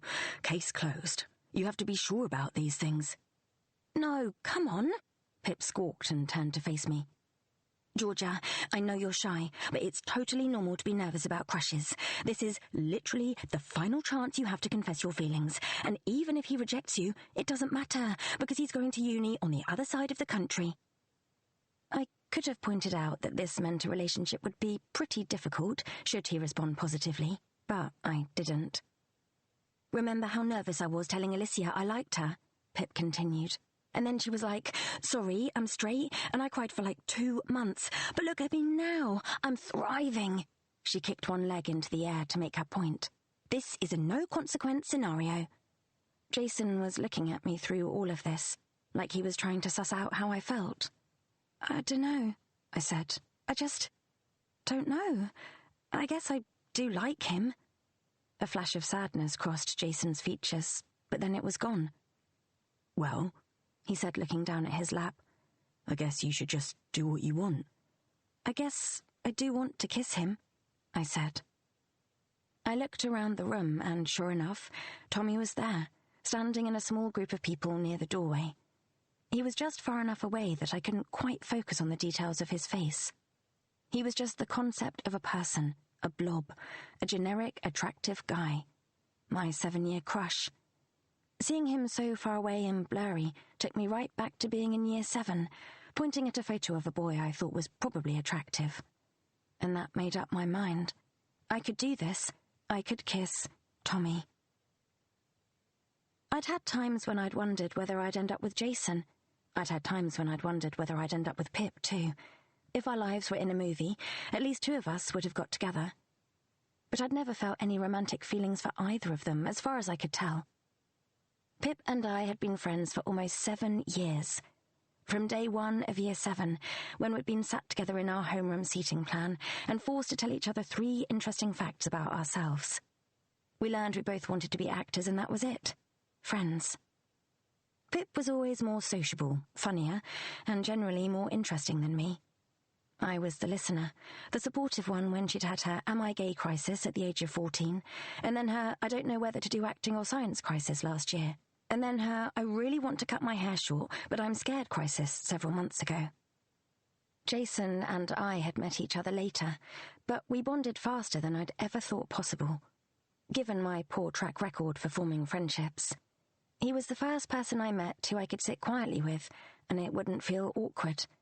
I didn't feel like I had to try to be funny and entertaining with him. I could just be me, and he wouldn't dislike me because of it. We'd all had what felt like 1,000 sleepovers with each other. I knew exactly where the broken springs were in Pip's bed. I knew that Jason's favourite glass in my cupboard was a faded Donald Duck one I got at Disneyland when I was 12. Moulin Rouge was the movie we always watched when we hung out. We all knew it word for word. There were never any romantic feelings between Pip, Jason, and me. But what we did have, a friendship of many years, was just as strong as that, I think. Stronger, maybe, than a lot of couples I knew. Truth or dare? In order to get me physically closer to Tommy, Pip forced us to join a group game of Truth or Dare, which both Jason and I protested against, but Pip obviously won. "Truth," I said when it was my turn to suffer. Patty, who was leading the game, grinned evilly and selected a card from the Truth pack. There must have been about 12 of us, all sitting on the living room carpet. Pip and Jason were sitting on either side of me. Tommy was opposite. I didn't really want to look at him. Pip handed me a crisp from the bowl for support. I gratefully accepted it and stuffed it in my mouth. "What's the worst romantic or sexual experience you've had with a guy?" A couple of people chorused, "Ooh." One guy whistled, and one girl just laughed. One short burst of "ha" that I found more embarrassing than anything else. Thankfully, I wouldn't see most of the people at this party ever again in my life. Maybe on Instagram, but I muted most people's Instagram stories, and I already had a mental list of all the people I was going to unfollow after A-level results day. There were a few people at school that me, Pip and Jason got along with, people we'd sit with at lunch, a little gang of theatre kids we'd hang out with in school play season. But I knew already that we would all go to uni and forget about each other. Pip, Jason and I would not forget about each other, though, because we were all going to Durham University in October, as long as we got the grades for it. This actually hadn't been planned. We were a trio of high-achieving nerds, but Jason had failed to get into Oxford, Pip had failed to get into King's College London, and I was the only one for whom Durham was actually my first choice. I thanked the universe every day that it had worked out like that. I needed Pip and Jason. They were my lifeline. That's too far. Jason immediately interjected. Come on, that's way too personal. There were cries of outrage from the rest of our peers. People didn't give a shit about it being personal. You must have something, drawled Hattie in her super posh accent. Like, everyone's had a terrible kiss or something by now. I was very uncomfortable about being the centre of attention, so I thought it'd be better to just get this over with. I've never kissed anyone, I announced. When I said it, I didn't think I was saying anything particularly odd. Like, this wasn't a teen movie. Virgin shaming wasn't really a thing. Everyone knew that people did these things when they were ready, right? But then the reactions began. There were audible gasps, a pitying, "Aww." Some of the guys started laughing, and one of them coughed the word virgin. Hattie brought her hand to her mouth and said, horrified, "Oh my God, seriously?" My face started to burn. I wasn't weird. There were lots of 18-year-olds who hadn't kissed anyone yet. I glanced at Tommy, and even he was looking at me with sympathy, like I was a little kid, like I was a child who didn't understand anything. "It's not that unusual," I said. Hattie pressed her hand to her heart and stuck out her bottom lip. "You're so pure." A guy leaned over and said, "You're like 18, right?" I nodded at him and he said, "Oh my God," like I was disgusting or something. Was I disgusting? Was I ugly and shy and disgusting, and that was why I hadn't kissed anyone yet? My eyes were starting to water. "All right," Pip snapped. "You can all stop being dickheads right the fuck now."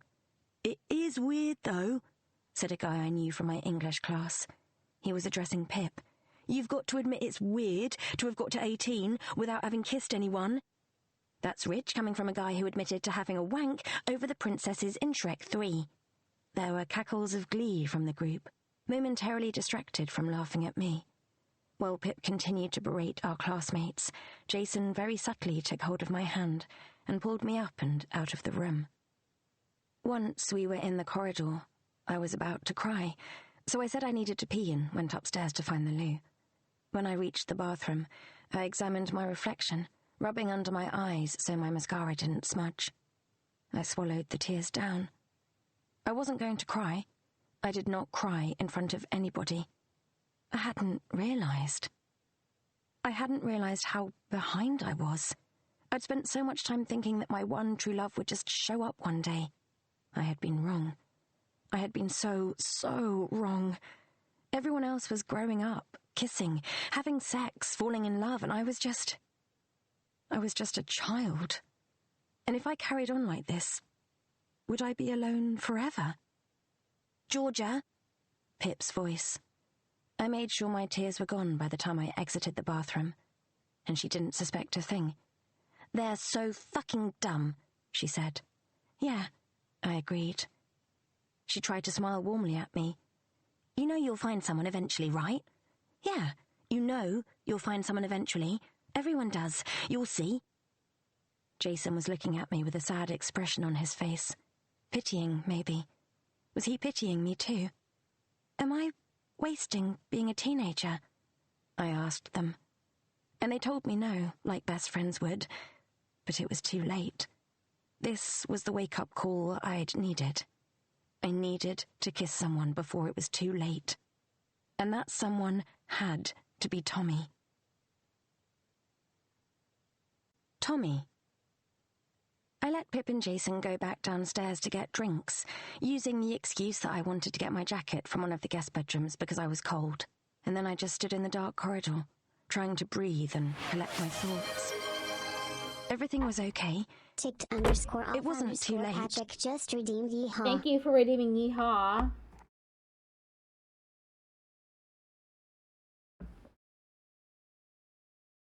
I wasn't weird or disgusting.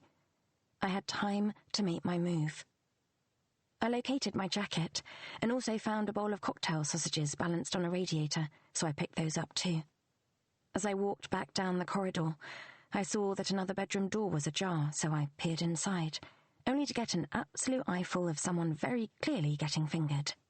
It sent a sort of shockwave through my spine. Like, wow, okay. I forgot people actually did that in real life. It was fun to read about in fanfics and see in movies, but the reality was kind of just like, oh, yikes. I'm uncomfortable. Get me out of here.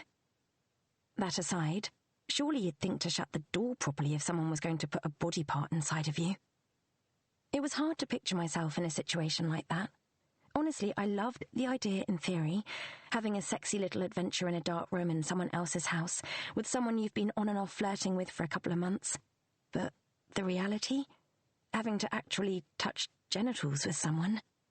Ugh. I guess it took time for people to be ready for stuff like that. And you'd have to find someone you felt comfortable with. I'd never even interacted with anyone I wanted to kiss, let alone someone I wanted to... I looked down at my bowl of cocktail sausages. Suddenly, I was not very hungry anymore. And then a voice broke the silence around me. "Hey," said the voice, and I looked up. And there was Tommy. This was the first time I had talked to Tommy in my life. I'd seen him a lot, obviously, at the few house parties I'd been to, sometimes at the school gate. When he joined our school for sixth form, we didn't take any of the same subjects, but we occasionally passed in the corridor. I'd always felt sort of nervous when he was nearby. I figured this was because of the crush. I didn't really know how I was supposed to act around him. Tommy pointed at the bedroom. Whoops. My live stream on TikTok was taken down for inactivity. I wasn't looking at my laptop. Sometimes they get me for inactivity, and I have to complete a captcha within 5 minutes. If I don't do that, then they take down the live stream. Well, it's time to get ready to raid anyway.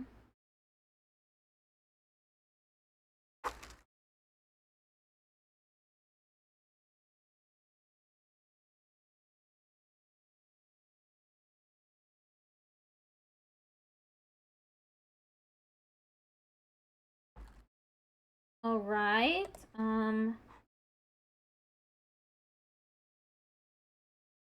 We got 2 minutes left. I'll just talk for the next 2 minutes. Let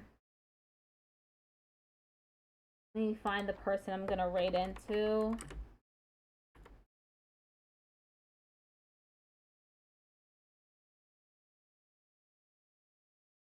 Suspicious sheep, as always.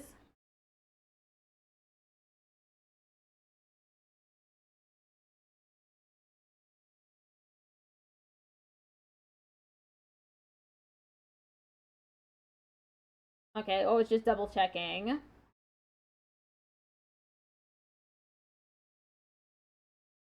He's in the middle of an ad break.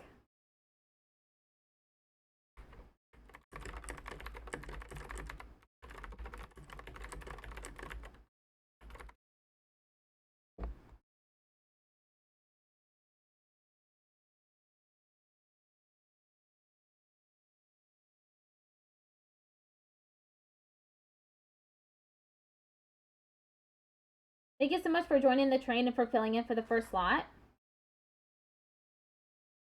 You're welcome. Okay.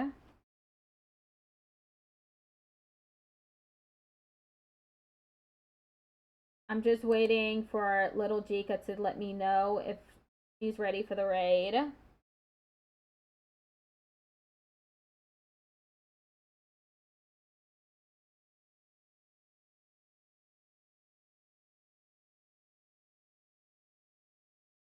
Okay. She is ready.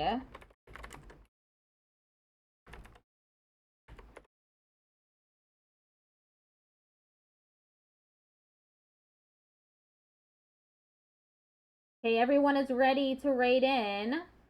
I'll either be I might be live later to do more stenography practice, but if I don't, tomorrow is Digimon. All right. See y'all either later today or tomorrow.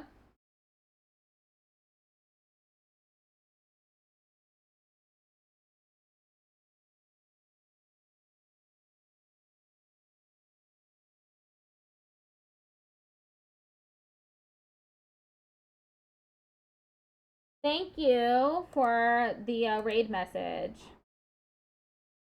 See y'all.